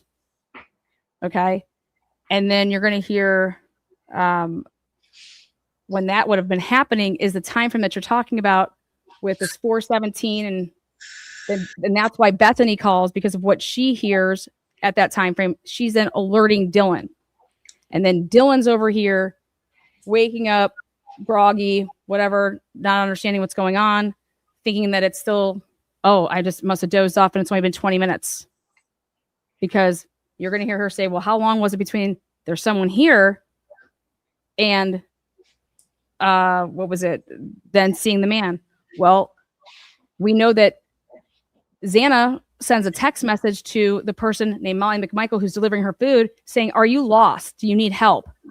And that would be 20 minutes basically before Dylan sees the person in the mask. So you have very similar instances going on with there's someone here. But if she hears who she thinks is Kaylee and the dog going upstairs, Dylan knows her roommates. She doesn't say she knows who she heard. She also talks about that they're dancing in the living room. So yeah, but Bethany says she heard Kaylee in the living room with Murphy as well, though, when she hears the pong table get knocked. I think she thinks she heard what she says. She heard Murphy barking She doesn't say that she heard Kaylee. She said no. She says she heard Kaylee in the living room with Murphy dancing. She literally says it. Is it in the 17th here, or what she says that? Yep. Yeah. After Dylan already said that. Correct. They've already stayed in a hotel together. Right. Okay. So, but what you're going to see here is that what the state's going to try to tell you is that this happened in 3, 4, 5 minutes. And what the evidence, though, is going to tell you is that this happened, like they said, it was an isolated, targeted attack that led to other people being killed that were not supposed to be killed. And that's why there's going to be no mixtures in the 2 bedrooms, because this person wasn't planning on killing anybody else, right? Also, the person that was the target. But when you stop and somebody else was in their room. When you somebody look at came what in their room. Kirby said, though, in his expert report, though, Lana, he specifically says there was multiple attackers because Kaylee Gonzalez was attacked with multiple weapons, and Xana and Ethan appear to have been attacked at the same time. So he's already talking about, he says at least 2 perpetrators. So in my opinion, they were going to go in with it was more than 2. Well, I'm going to explain that to you. So if you're a defense attorney, you can explain situations to your experts and ask them, like, is this possible? Can you see this? What do you see out of this? Right. I guarantee you, if you say what I'm saying here, what Brett Turvey is going to say is that it's absolutely possible. Yes. And so that's what it's all about. So his report would be geared towards this, like a narrative like this. But when you'd be asked on cross, is this possible? Can this be? Can this be? Can this be? I think what he's saying absolutely can be true. But I think with what we're trying to go with for the jury's sake is this timeline. And they're going off of this timeline based off of the second attack, not the first one. But then couldn't they come back, though, with, but okay, well, if that's true, then the car pulls in at 4:08 right before the second attack. That maybe he's just the one involved in the second attack. Yeah, well then, but you're still going with 2 people there, correct? Like you have a driver. Well, they're over here correlating. The only thing that they're correlating the car with is with Dylan. Okay, but you have to talk about. They're correlating the car with Dylan, the dog barking, But there's dog barking at 2. There's dogs barking at 2:17. There's dogs barking at 2:27. The dog's missing. The dog, according to Bethany, the dog goes missing. But when you put them all together, though, you say 4:17, the dog barking, you got the sounds on the camera, then you've got the statements of the witnesses, then you've got all the text messages that flow from that point. And when you converge them all together, that's enough for, I believe, a jury to believe something happened right then. You got too many things. You're going to have to explain to the jury, though, why there is no mixture of the person, why there is no mixture from the top floor into the second floor. What's the best way to explain that? And the logical way is that the person changed their clothes after they attacked the people upstairs. Why would they ever do that? I would think the logical thing would be as 2 different people. Well, then, but you're going to get them to start. That's what you're going to do by saying what I'm saying. Is you're going to then say, now, the other logical the possibility is, when you hear from our experts, is they're going to tell you that this looks like it'd been multiple people. And so you're going to show them that these are the 2 things that we're talking about over here that matches the evidence. What they're talking about doesn't match a goddamn thing. Nope. But we're showing you that how you want to kind of go at it, if I was them, is the police were telling everybody that this was an isolated target attack because that's what they believed from the evidence that they had at the crime scene that day. Well, what would that be? And we're going to get that out of them when we're asking them, like, who made that decision to say, who had the huddle up to say that this was, hey guys, is it Talbot? Who's making that call that, you guys, this is an isolated, who was the target? Where you get up? None of those people ever interviewed Dylan. They just heard what Dylan said, through the grapevine and through Noonan's, but well, they'd already said a targeted attack on the news way before they ever even interviewed Dylan the 3rd time. Well, day 1, they said it was an isolated targeted attack. Yep. But they have her interview from, I'm saying, to talking to Noonan's, and it's just like she's talking about Kaylee. She hears Kaylee, and she's she has Kaylee in her mind. She never even mentions that Xana's even home. They act like when does Xana even get home? And I think that that's when you can bring in the whole 429 part too, is that, you know, we possibly don't even have maybe Ethan even home yet, because Ethan had a different apartment. Maybe Ethan's coming back because he went somewhere, and maybe Xana's at the house, but Ethan isn't back yet. Well, one thing we know that they'll know that we don't know right now is the locations on the phone. So I think they probably have a good idea when Ethan and Xana got home. I don't know about that. Hopefully they can on that.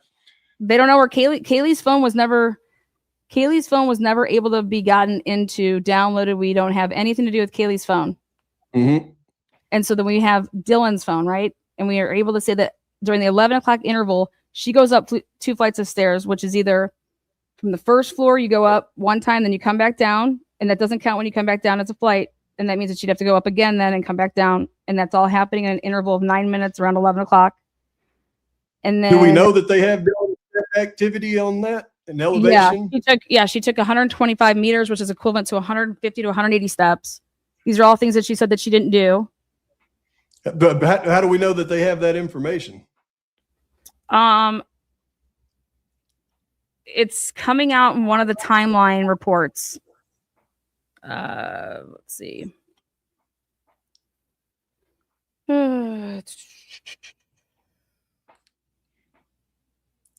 Let me look here. Because I thought it was interesting in the new release, it talks about Slavinsky was going to question the movements of Bethany's iPad. Yes, Bethany. Well, I don't know if it was necessarily the movements or if it was what she claims that she was watching a TV or a show on there. Well, it said the movements. It said movements, activity. I mean, it literally. I mean, they put in their movements of it in the rebuttal. I think it's going to be interesting if that connects to Wi-Fi. If you could prove that it hasn't been touched in, weeks, because there's no movement. You get what I'm trying to say? Like, there's definitely something on there that's going to clash with whatever she said. And what she's saying that she did is, I watched baby daddy on my iPad. And what's interesting about that lie is, if you haven't touched your iPad in a while, why are you even saying that? Well, I went through all the crime scene photos and I couldn't find an iPad in Bethany's room. Right?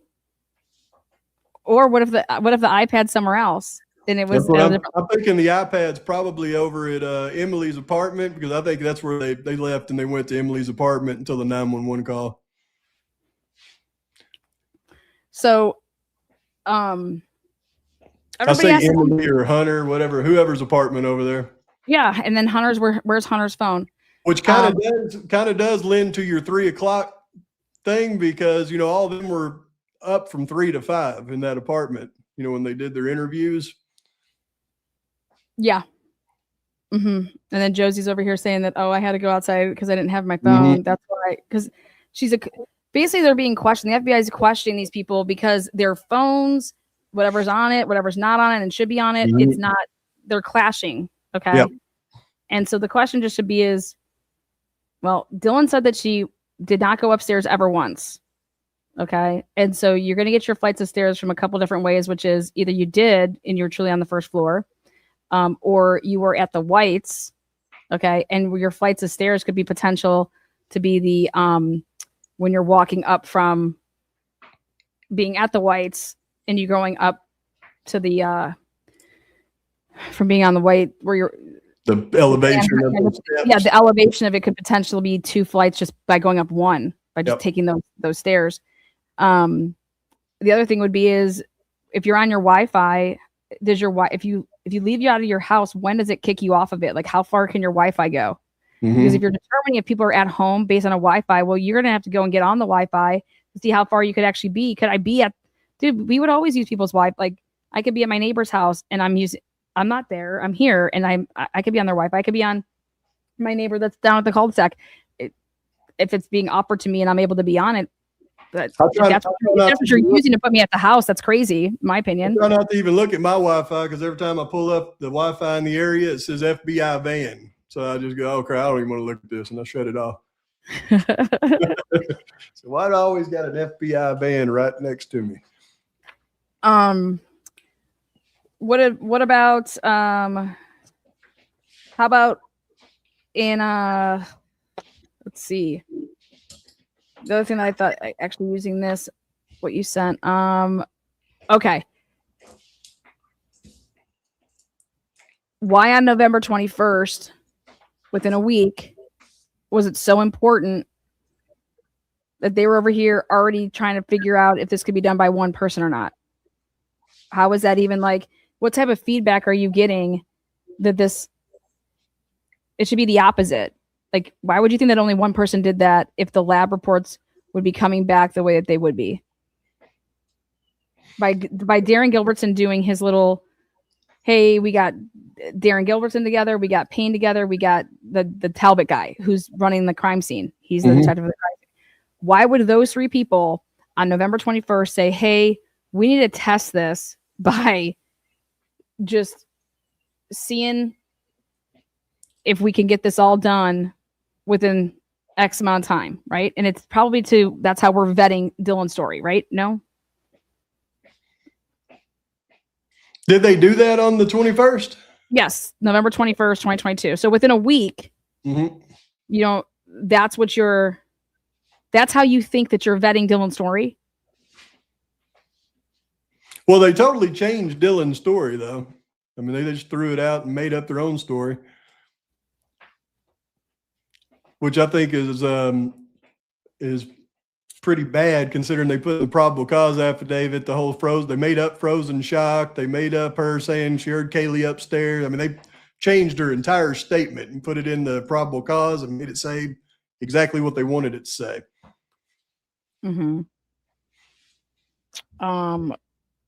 What about Jack Showalter offers up his DNA in his first interview with them when they go to they take his, I think it's like November. Well, he talks to them on the 16th, and they took it from him. They took it from him too because it's in that lab. Yeah, you're able to rule out that he's the guy, that he's the sheath DNA. Okay, by at least November. What I mean, by the 20th.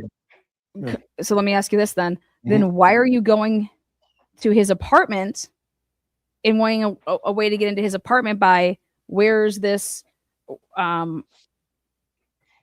Jack Showalter? Did you call up the maintenance people and say, hey, I really want you guys to check my water pressure? Okay, something's up with my water.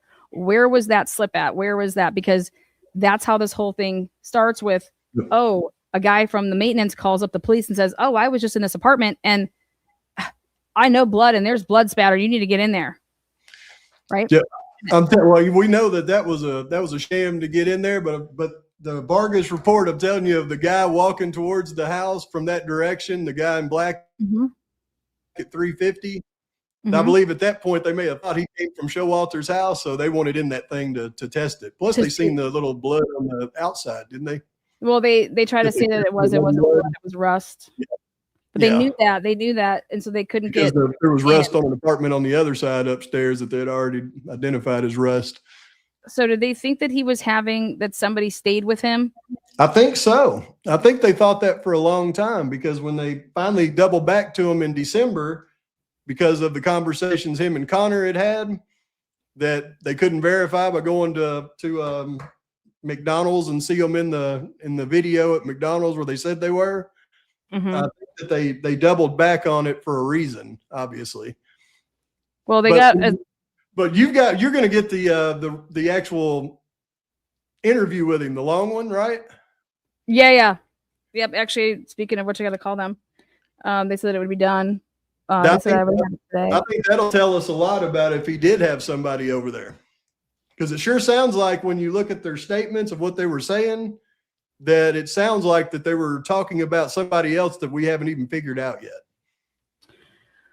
Well, I will say this. He is nowhere to be found on Linda Lane camera walking back like he claims. And I just wanted to see if maybe, like, you know, if you're walking and then somebody sees you, hey, do you want to ride? You know what I'm saying? Like or you decided like, oh, maybe I did stop off before I actually. So maybe is it? Can he be one of the other? I mean, if he just walks like you said, could be dumpster guy. He could be dumpster guy for all we know. I mean, he's walking back at 3:15. He said he got home at 3, but if he's walking back at 3:15, dumpster guy's coming from that direction. Now he doesn't go into that apartment. He goes all the way back to the dumpster over in, on the King Road dumpster. How would you get back at 3 though? Like if you start walking when we see him walking, that does not take an hour. That takes. Well, but he said he got back at 3. So that's my question is what the hell were you doing? How did you? Yeah. How it doesn't take an hour. It takes you like 20 minutes max. Mm-hmm. So isn't that? But we're able to show that there is nobody there at 3 though too. So like we checked the cameras from 1:58 to 3 o'clock. And looking to see if anybody walks across the street there at but he could have come through the campus though, and then walked up the way like the through the Whites and back up that way.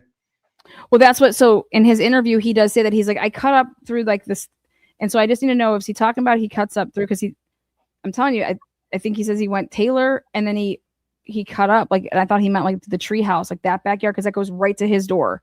Mm-hmm. So you like go to that tree house and then you just go right back. So, but maybe what he meant was no, I actually used the stairs, but we don't have him on Taylor. But he could have walked the way through the football. He's the one that said Taylor. In his first interview, he said that he walked down Taylor and then came up through back over where, and then it like bleeps it out. And he used like that cut through. If he was on the other side of the street going past 1320 on Taylor, I don't think you'd see him. What are you talking about? Are you talking about where we had like he was walking on the other side? Oh, you're talking about when you look I got what you're saying. You're talking about if he's walking on the opposite side of the street, you don't think that we'd pick him up? Yeah. On that part of the sidewalk. Yeah. Okay. That's interesting. Let's see what else I had here about who was it?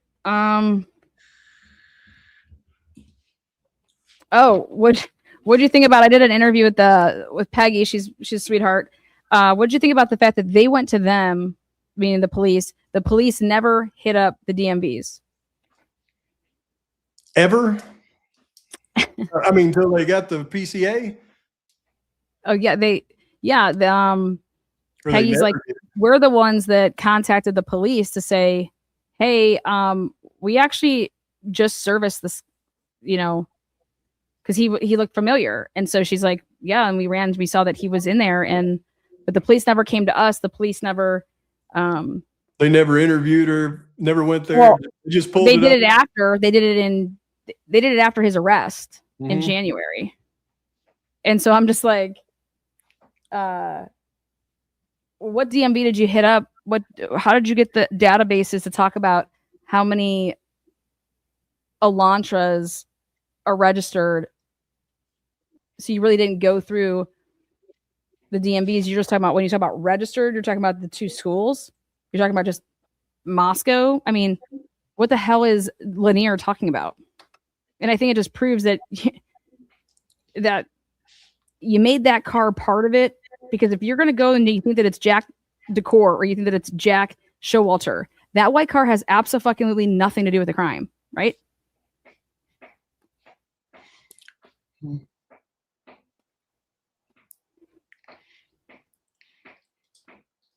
If you're going, like, I mean, I think you got to put somebody in a white car there, though. If something happened at that time, well, frame, that's at that time frame. Well, but also, I think you got to say somebody was hurt at that time frame. Well, I'm only saying, okay, so the car that speeds away, I would be arguing that you have no idea it's the car that came at 407, though. Right, but it's not an Elantra. I mean, we know that because they based the Elantra off of the Ridge Road videos that we just talked about that aren't the same car that pulls in through the neighborhood. I think it's a Mazda 3. I just want to know how they determined in their heads to say, hey, it's going to be like this 407. There's all these cars parked back there. So the car that's leaving to speed out at 420 and 42 seconds, right? It didn't come from behind the house. All right. So, but you're just going to say that that's the car that was at 407 trying to park and, you know, being out in the camera and trying to do all that parking shit. How are you explaining that? How are you telling that to the jury? I think they got enough video to make that case, because they've got it going around on 1330. They've got the headlights in the trees that'll show pretty much where it parked and then where it pulled out from. I think they can make that case. Oh, at 420? Well, the 407, they've got all the way. No, I have the 407 being parked. I have the 407 parking. I'm saying to make the case that car because there's all those cars that could potentially be, that's not, you know, how are you saying that the car that parked at 407, right, is the one that pulls out at 420? Yeah. And then the reason I say this is because you're putting Molly McMichael, right, leaving in this SUV, and that she arrived, you know, in that same SUV, right? I've seen it in the Drake case. Well, just because you went there in that SUV does not mean that you personally left in that same SUV, because if you have another car back there that you're getting, okay, I'm going to, you know, we met up with people because we're partying at a house, getting high, who knows, back over there in the Queen, you know, whatever.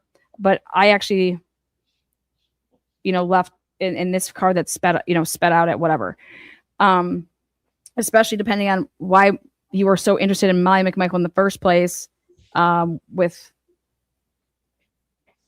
She was inside the geofence, right? But if you don't think that the crimes happened until 4:20, well, Molly leaves way before that. You know what I'm trying to say? Like, why would you think that Molly has anything to do with it, unless unless there's a phone that's still in that area and it's there after the car leaves, because the car leaves at 4:00.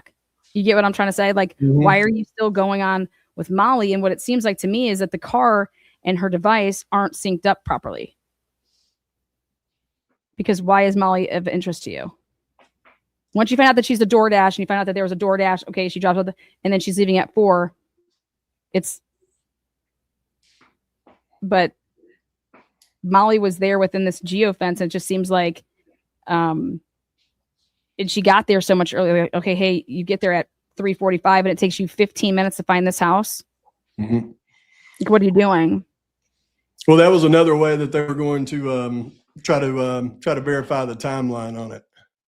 And then Molly says that she went over that area and she made other loops. Well, we went through all the cars. That SUV did not do that. No, it didn't, and neither did according to the video footage, Tisdale. Yeah, and so then I can't find Tisdale anywhere going through there, and he did. He didn't go unless you're going to put him in the white car. I'd like to drive up and get Tisdale by his Buster Browns and make him tell me, you know, the truth. What'd you do that night, buddy? I mean, it's that part kills me. Oh, how about this? Why did Tisdale think that why was it so important that you guys aren't writing reports ever? But here on November 15th, who told you to write a report saying what you did that night? And then you go ahead and you put in there something that you did not, like, it was like they already had a plan to claim the white vehicle. So here, you're going to write this and you're going to talk about these loops because we're going to claim this vehicle right now. Okay. Because we need to, because that's going to give reasonable doubt if we're going to go with it, somebody on foot and blah, blah, blah. If we arrest, let's say Jack Showalter, that white vehicle is actually, someone needs to claim that. So you know what I'm trying to say? Like, so they came out on November 15th and had Tisdale basically claim the movements of the white car. And you have to ask yourself why. And it makes sense because, well, that's your reasonable doubt if you're trying to charge somebody like a the movements of the car, but he claimed them between 2 and 3 though. So I said he claimed in his report the movements of the car, but he claimed it between 2 and 3. He said he made his last pass right before 3. that report makes no sense from any perspective, in my opinion.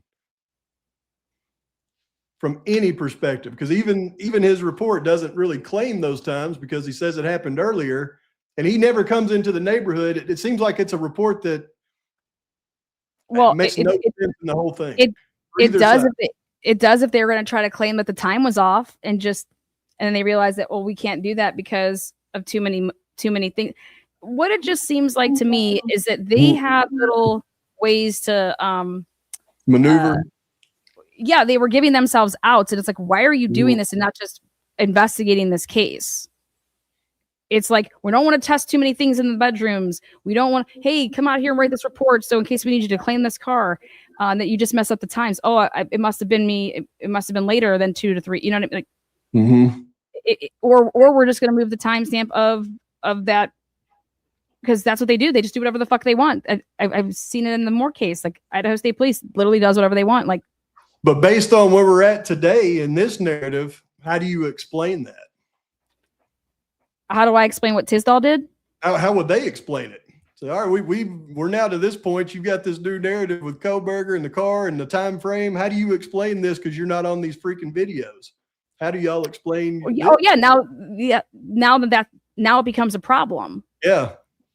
Well, because what it makes it seem like is, and it doesn't make it seem like it is. You lied in a report on November 15th, and you lied so early on. So the question should be, why did you lie so early on November 15th? And that's what's amazing about it. And it's just like, you guys, when all of this would be presented in front of a jury, you know, one's got to ask themselves, did Ann Taylor truly believe that she couldn't overcome the touch DNA on the sheath? Or was she buying time because they're going to be doing X, Y, and Z? Because like, the media is really hard to overcome. Like, when you're trying, if everybody thinks you're already guilty, it's going to be your jury pool before you don't have a chance at a fair trial. Like, what the fuck? And then when you found, I don't know. I go back, if what Chris said last night on that interview is accurate, and that chain of custody on that knife sheath is really signed by the same person in the same ink over and over and over, and that was true, then, and the defense knew about that. They knew about that's the only piece of evidence that really ties them in, and that would equal a suppression if you put him on the stand and you asked him, did you sign this that day, retro? Well, yeah, none of those people did. Yeah, well, but if he signed their names, or if a bunch of people signed their names that day and they falsified the chain of custody on the sheath, that's the end of the case. Well, that's 1000% of that. Remember the pictures that came out, and you don't see like where it's like, because what it should look like is every time that's being moved, you had 2 different people that met halfway or whatever to like hand it off so that you can continue. Like, that's a passing right there. Like, here, I'm handing it to this person, so you're now taking custody of it, so your name should go on there. And then when Tupperware, I call him, when Tupperware would have got wherever he's going, somebody's taking it from him, and the name's going on there. But it should be different pins and different types of signatures, though, and it did appear to be all the same pin and all the same handwriting on all the signatures for the handoffs. Yeah, and so what you want to do, though, is you don't want to suppress that, because you want to show the jury that, because that's what they did in the Karen Reed case. Like, if you're claiming that you're framed, if Brian Koberger was going that route, that I was framed, you have to show it, because if you suppress it, if you don't get the sheath thrown out, then you have to show how you were framed. So you can't throw that out. If you put the person who did it on the stand at trial, and you ask them and you verify that it happened, couldn't you then ask for a suppression of the evidence real time? If you put him on the stand, so you're asking for the sheath to be suppressed at that point, which would suppress the DNA results from the sheath. Yeah, that means anything that flowed from it. So yeah, it would mean that whatever profile you got off of that, it's all gone. Correct. But I don't think that Hitler was going to toss it, right?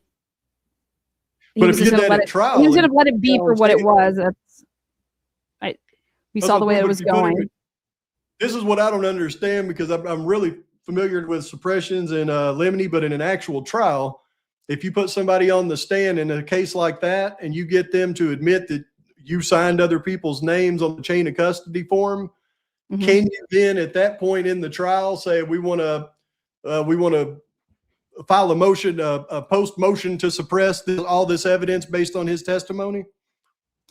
Well, I think that we have to go back one more step and say, why wouldn't Ann Taylor call these people in on the suppression hearing and have them testify at a suppression hearing if that's what you're trying to suppress from jump? Well, that's what I would think too. That's why I'm asking, can it be done at trial? Oh yeah, I mean that. And then yeah, you'd want to have a for suppression based on a testimony of a witness. Real time. You would have to voir dire. Do they let you? Because you want to have stuff done outside of the presence of the jury. They don't let you do depositions in a case like that, or like the investigative before, right? Different states have different rules. So in Idaho, you can't depose anybody, but in Florida, like they're doing all these depositions right now in the Shanna Gardner case. Right. I mean, I think that should be a rule in every freaking state across the board. Yeah, so that's why I was like, how do you go into trial not knowing what the people are going to testify to? Right? Isn't that nuts? How do you go into trial and letting somebody for the first time be able to say whatever the hell they want, and you're just like, wait what?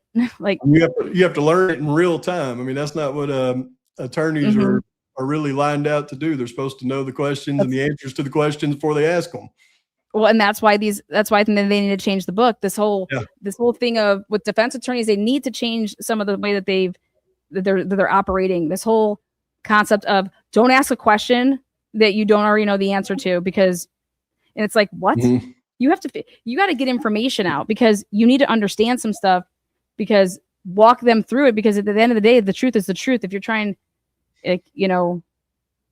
how can you help your client, right? Or if the person that you are representing and they're fucking guilty as shit, then hey, it comes out. But the best way what's the goal here? If you're representing somebody that says that they're innocent, they've been framed.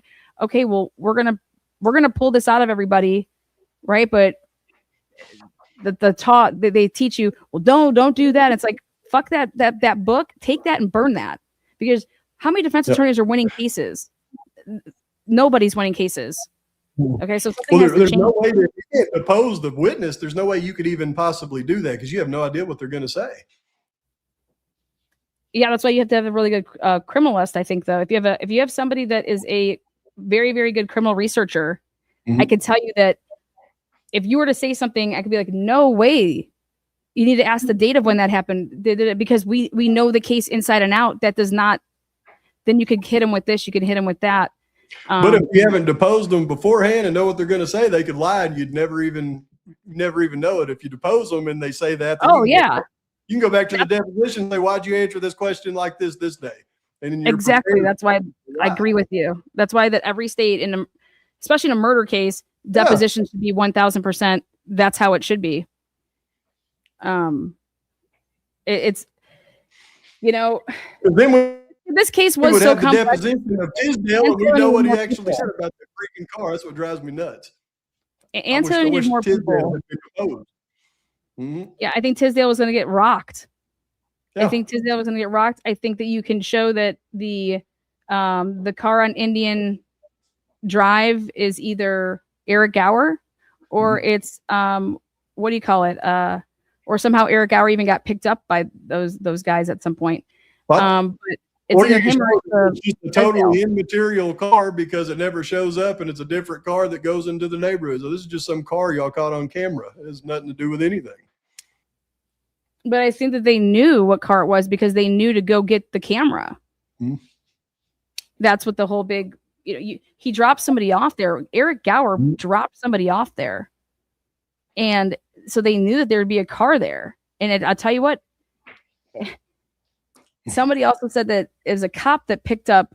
So when the guy, that's the one I'm waiting for, the FOIA, he was interviewed and he's like, a cop picked me up and dropped me off. And I was like, wait, wait, what? Who picked you up and dropped you off? And so I think it's going to come to light that I can't remember what I found something on that. I think it was last week when I went back through those ISP reports. I found something on that I was going to share with you, and I can't remember what it is now. But there's something else about the guy that you're talking about that was picked Yeah. up and dropped off that was pretty big, and I don't remember it. I'm Oh, do sorry. you want me to pull up the report?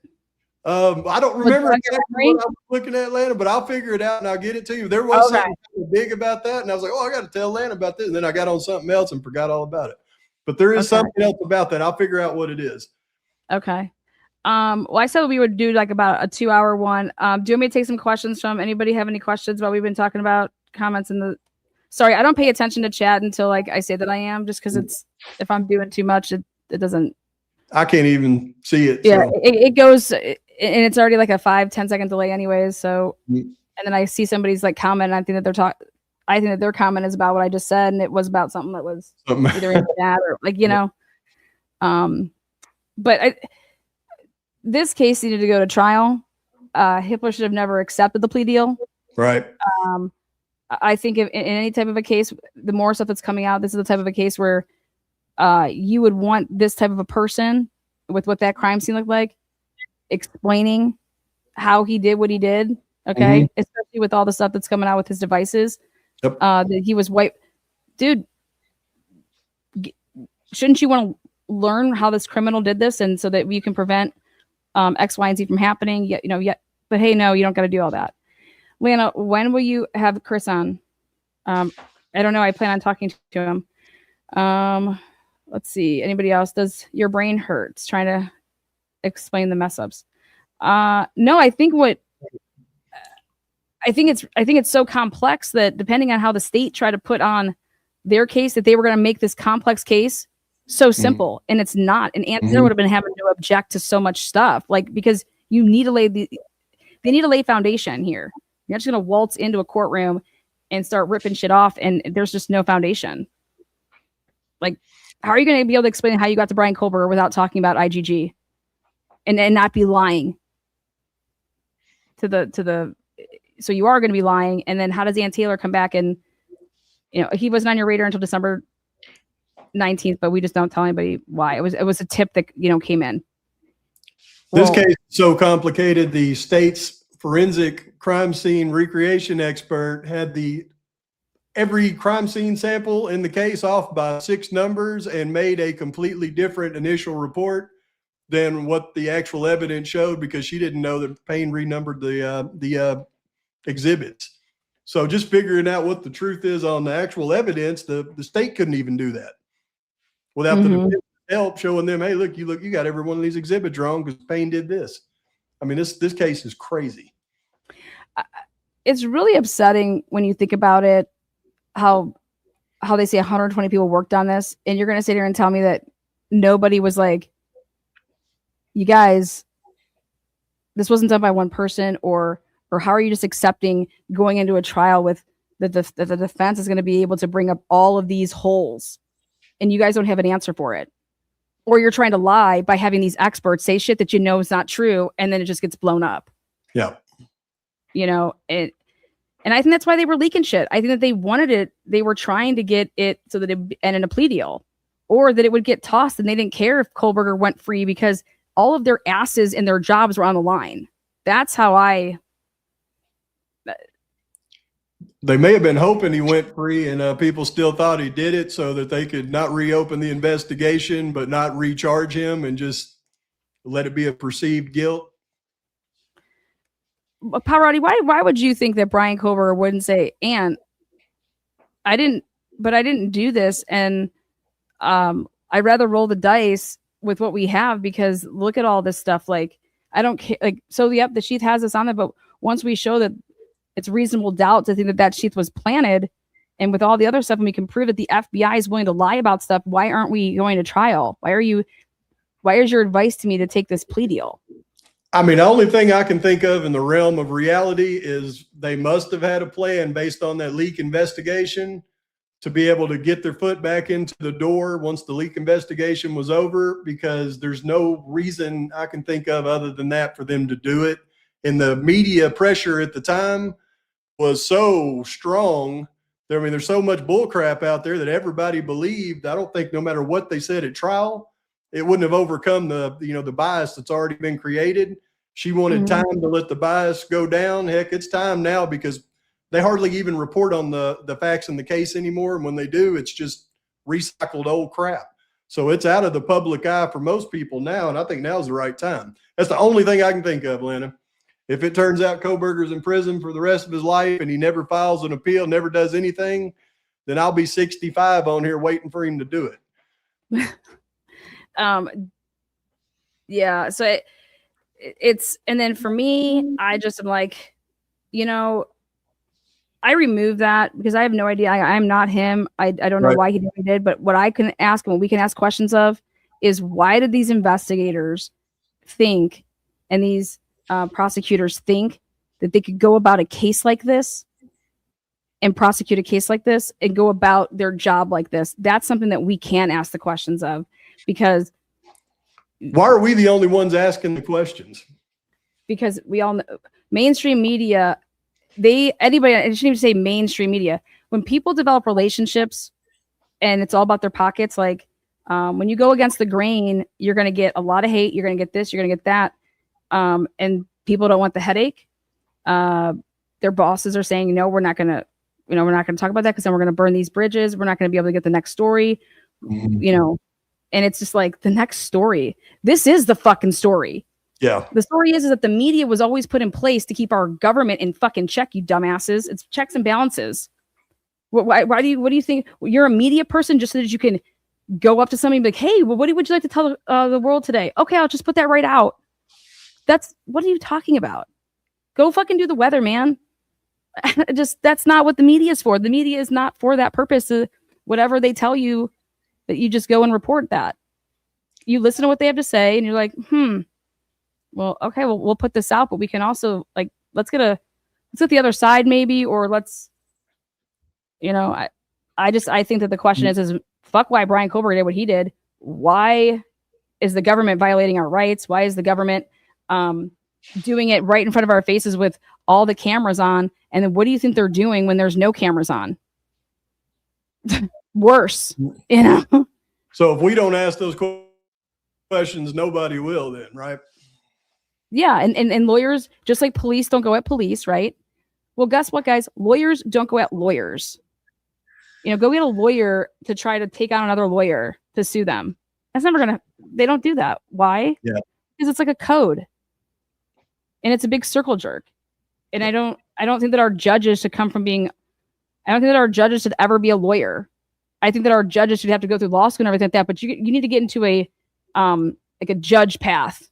I don't think that that's how you get I think that could be a way to separate this whole, I don't know. I think that it's very obvious circle jerk, and the only way that you make money, the power just stays in that three: the judge, the prosecutor, the defense attorney.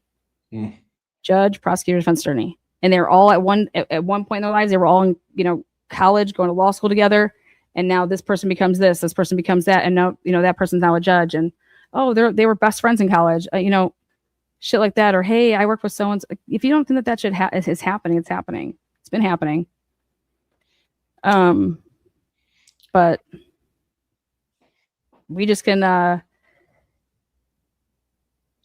we can call them up on the phone and we can ask them tough questions. And I think it starts with, why is the federal government we're putting in FOIAs. Who are they to deny us our FOIA request? That's what Freedom of Information Act is all about. Yep.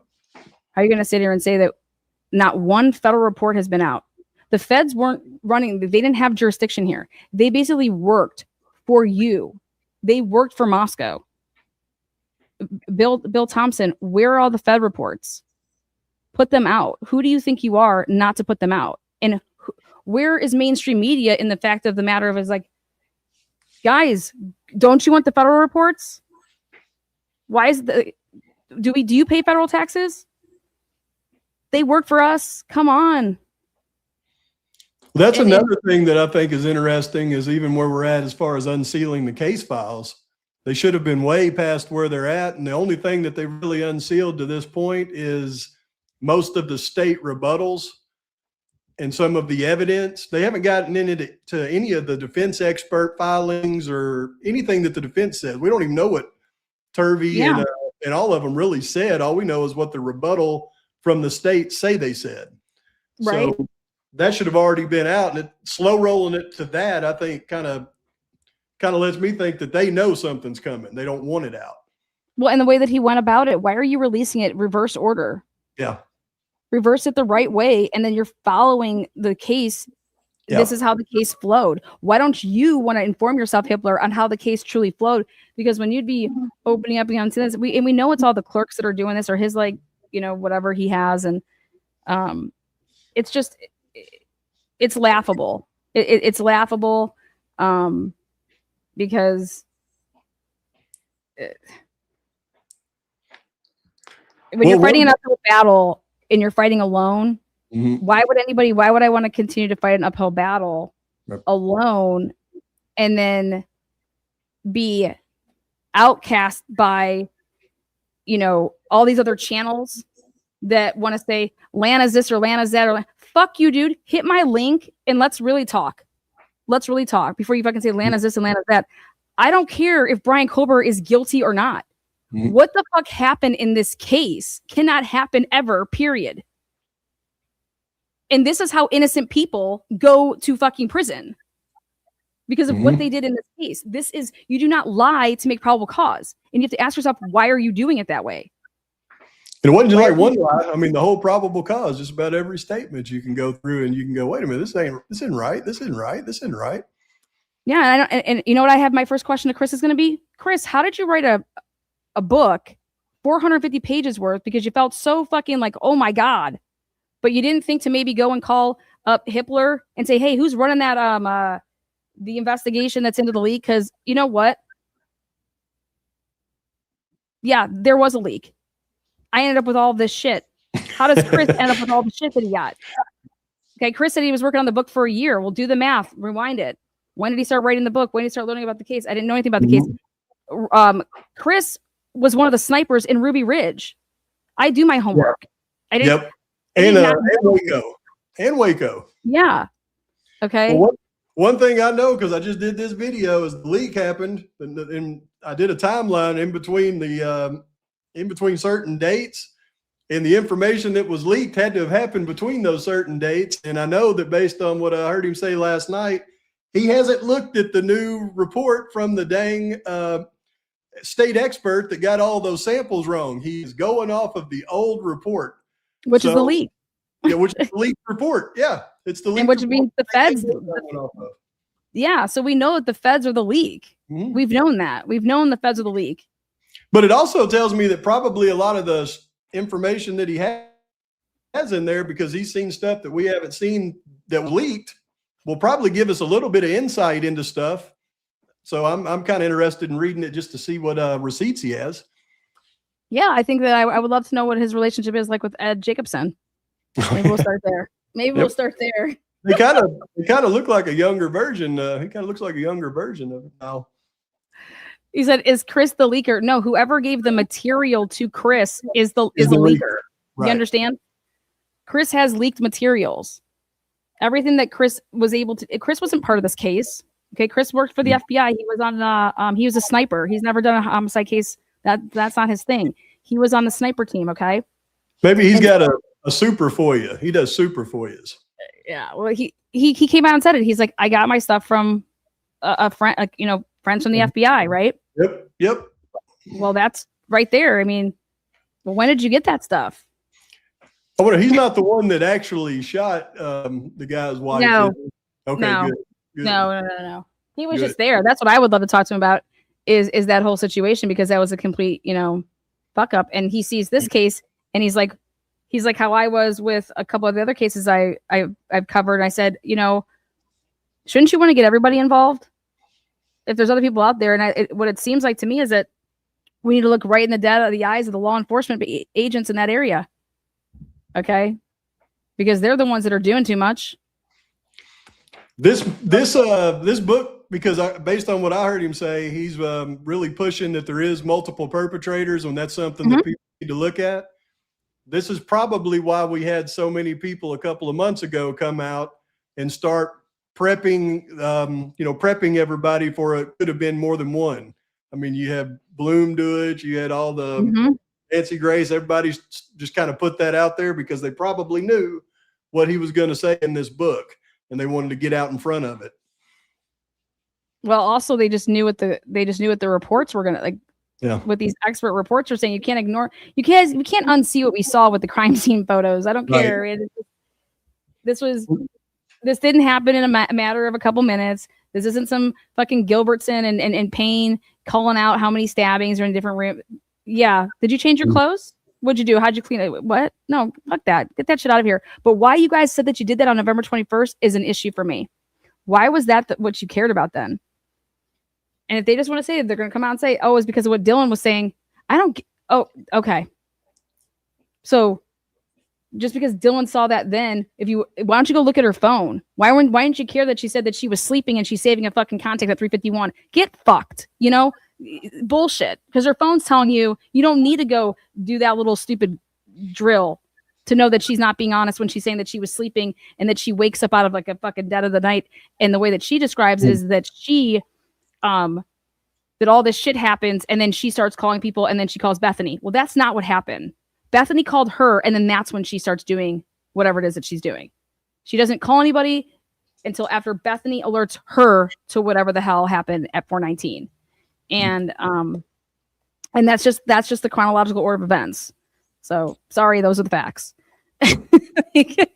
And it just enough. Like, come on, man. The people that are going to be, and that's why I appreciate when you dive into stuff, you're using the material, whatever your theory is. I don't care what it is. I want to know where you're basing your theory off of. Right. That's what I respect about you. I know we're going off the same evidence. We may look at it and go, wait a minute, I think this, but we're not making up the freaking evidence. And then that drives me crazy. Yeah. The only people that are fucking, and then everyone's like, I want to talk about these theories. You guys, let's talk about the evidence, because then just eliminate what can't possibly be something. And I think that the Karen Reed case should be used, because this pocket state shit, I want to talk about this pocket state. Why can't we use the pocket state in this case? I want to talk about Dylan's pocket states for her phone. I want to talk Bethany's pocket states. And I want to talk about Maddie and Kaylee, Ethan and Xana's. This is the only case I've ever seen in my entire life where you did not use the phones of the victims to nail down a time of the crime. I've never seen this ever. And you had 4 victims here and you're not using their devices. Why? Because they fucking clash with whatever it is you're trying to peddle. That's what it tells me. There's just no other way around it. Well, hopefully they have that information. We eventually get to see it, right? Right? Hopefully. If they said that, I mean, I don't know what the big you guys, shouldn't people be like so proud and bragging about the fact that we took down this motherfucker? Shit, I just found out 2 days ago they had medals. They were giving out homicide coins. 11 people from WSU got homicide coins. What? Well, how many people from Moxley got homicide coins? Just everybody? What about Idaho State Police? What about the FBI? How many homicide coins were made? That's my FOIA request. And I want a list of the names of everybody that got a homicide coin. And I want to see a picture of it. Did the guy that shot Kopaka get a homicide coin? Yeah. A homicide coin, and it was to memorialize. It's like memorialize. This is awful. I mean, isn't the healing guarding for that? Like, I don't know. Now we got coins. Like, yeah, they gave out coins. I don't know. I think that if I was a parent, I don't know how I'd feel about that. I definitely want to know who got a coin. No. Yeah, like who were given, who got a coin, because it's going to tell you who worked the case, right? But you've been doing great work. Everybody that's trying to get information, it's like you're doing a great job, because you're bringing, like, you're attempting, like you're asking questions, and then when you see something and it makes sense, then move on from that and go into a different area that, hey, we need to ask questions over here because this doesn't seem right. Right. But the last thing that I'll end with is Ethan and Xana. What is the government basing? What are they using to base on when they got home? Are you using the biggest mystery in the case? Yeah, right. Not just what are they using, but when did they get home? Biggest mystery in the case, in my opinion. Oh, and the last thing is Chris has it wrong. The 424 car that leaves, that person does not have a backpack on. That Nope. person does not travel around and then come back at 4:29 or whatever. And it certainly Yeah. doesn't have the same sound signature as the one that pulls in at 429 that I heard him say last night. I said, if we can listen to that, you can hear the 429 vehicle pulling in on Linda Lane, and that vehicle pulling out doesn't have it. That's a totally different car. And what he should ask himself is, and I'll ask him, is why was the government, the investigators, why did they feel the need that they had to, we have to identify that person. And guess who they identified that person as being? A woman who supposedly came home from work to pet her cats and make sure her cats were okay when she's like, what?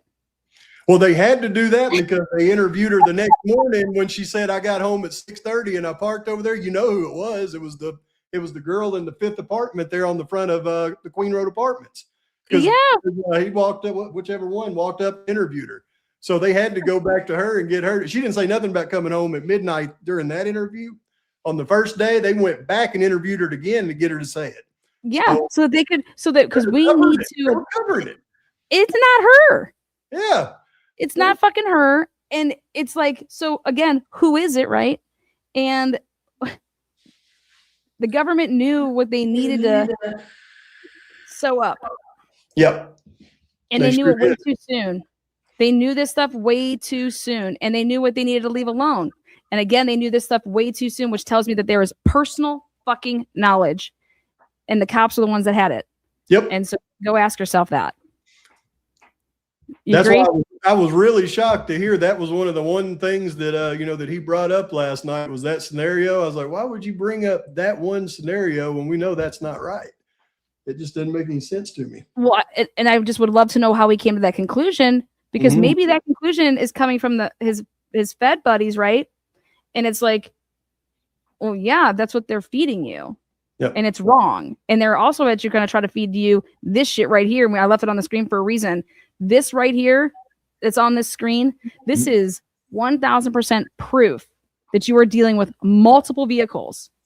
So now I say, go fucking fetch, bitches. Go fetch. That's it. You got 2 vehicles. Go have fun. That's it. And this right here should exonerate this, whatever's going on here with one perpetrator. And then they say that Brian had no friends and he only had 14, 15 contacts in his phone. And I'm like, maybe you should look a little fucking deeper then. He wanted to go to that school and he tried to get in with who? The po-po. The police. That's why it's like he wanted a job in that. So you don't think that he would try to get involved with doing some undercover shit? Like, oh, here, I'll do some drug buys, or I'll do, you guys, they said that there was a fentanyl problem in October on that campus. Let's talk about that. So, but we're going to do all that. We have another live set up at the end of the month. I know we've been on here for 2 hours and 22 minutes, 22 minutes long. I appreciate you having me, Lana. And I've always enjoyed visiting with you. And I know that, that you do factual based investigating, and I really appreciate that. Well, I appreciate you. You're awesome. And like I said, we'll be doing this again. And thanks to everybody out there. I always see people talking, giving us props when we do this, and they're always asking, when are you guys gonna do it, collab and shit. I could talk to you all day. I just can't handle the illogical gaslighting spinning. You're not gonna sit here and come on my platform and gaslight and spin people that are watching. Sorry. Right. Either just own it and say, yeah, we did this and we did this. And why'd you do it? Well, because we wanted to get a killer off the street. Okay, so you admit that you guys did this, right? Mm-hmm. Well, now when we look at the crime scene, when did you decide that there couldn't have been another person, or that maybe you got it wrong? I know that I wouldn't be able to sleep. Nope. All right. Thank you, Lana. Thank you, Pavarotti. Thank you guys all that donated. We appreciate you, and we'll do this again. Until next time, peace out.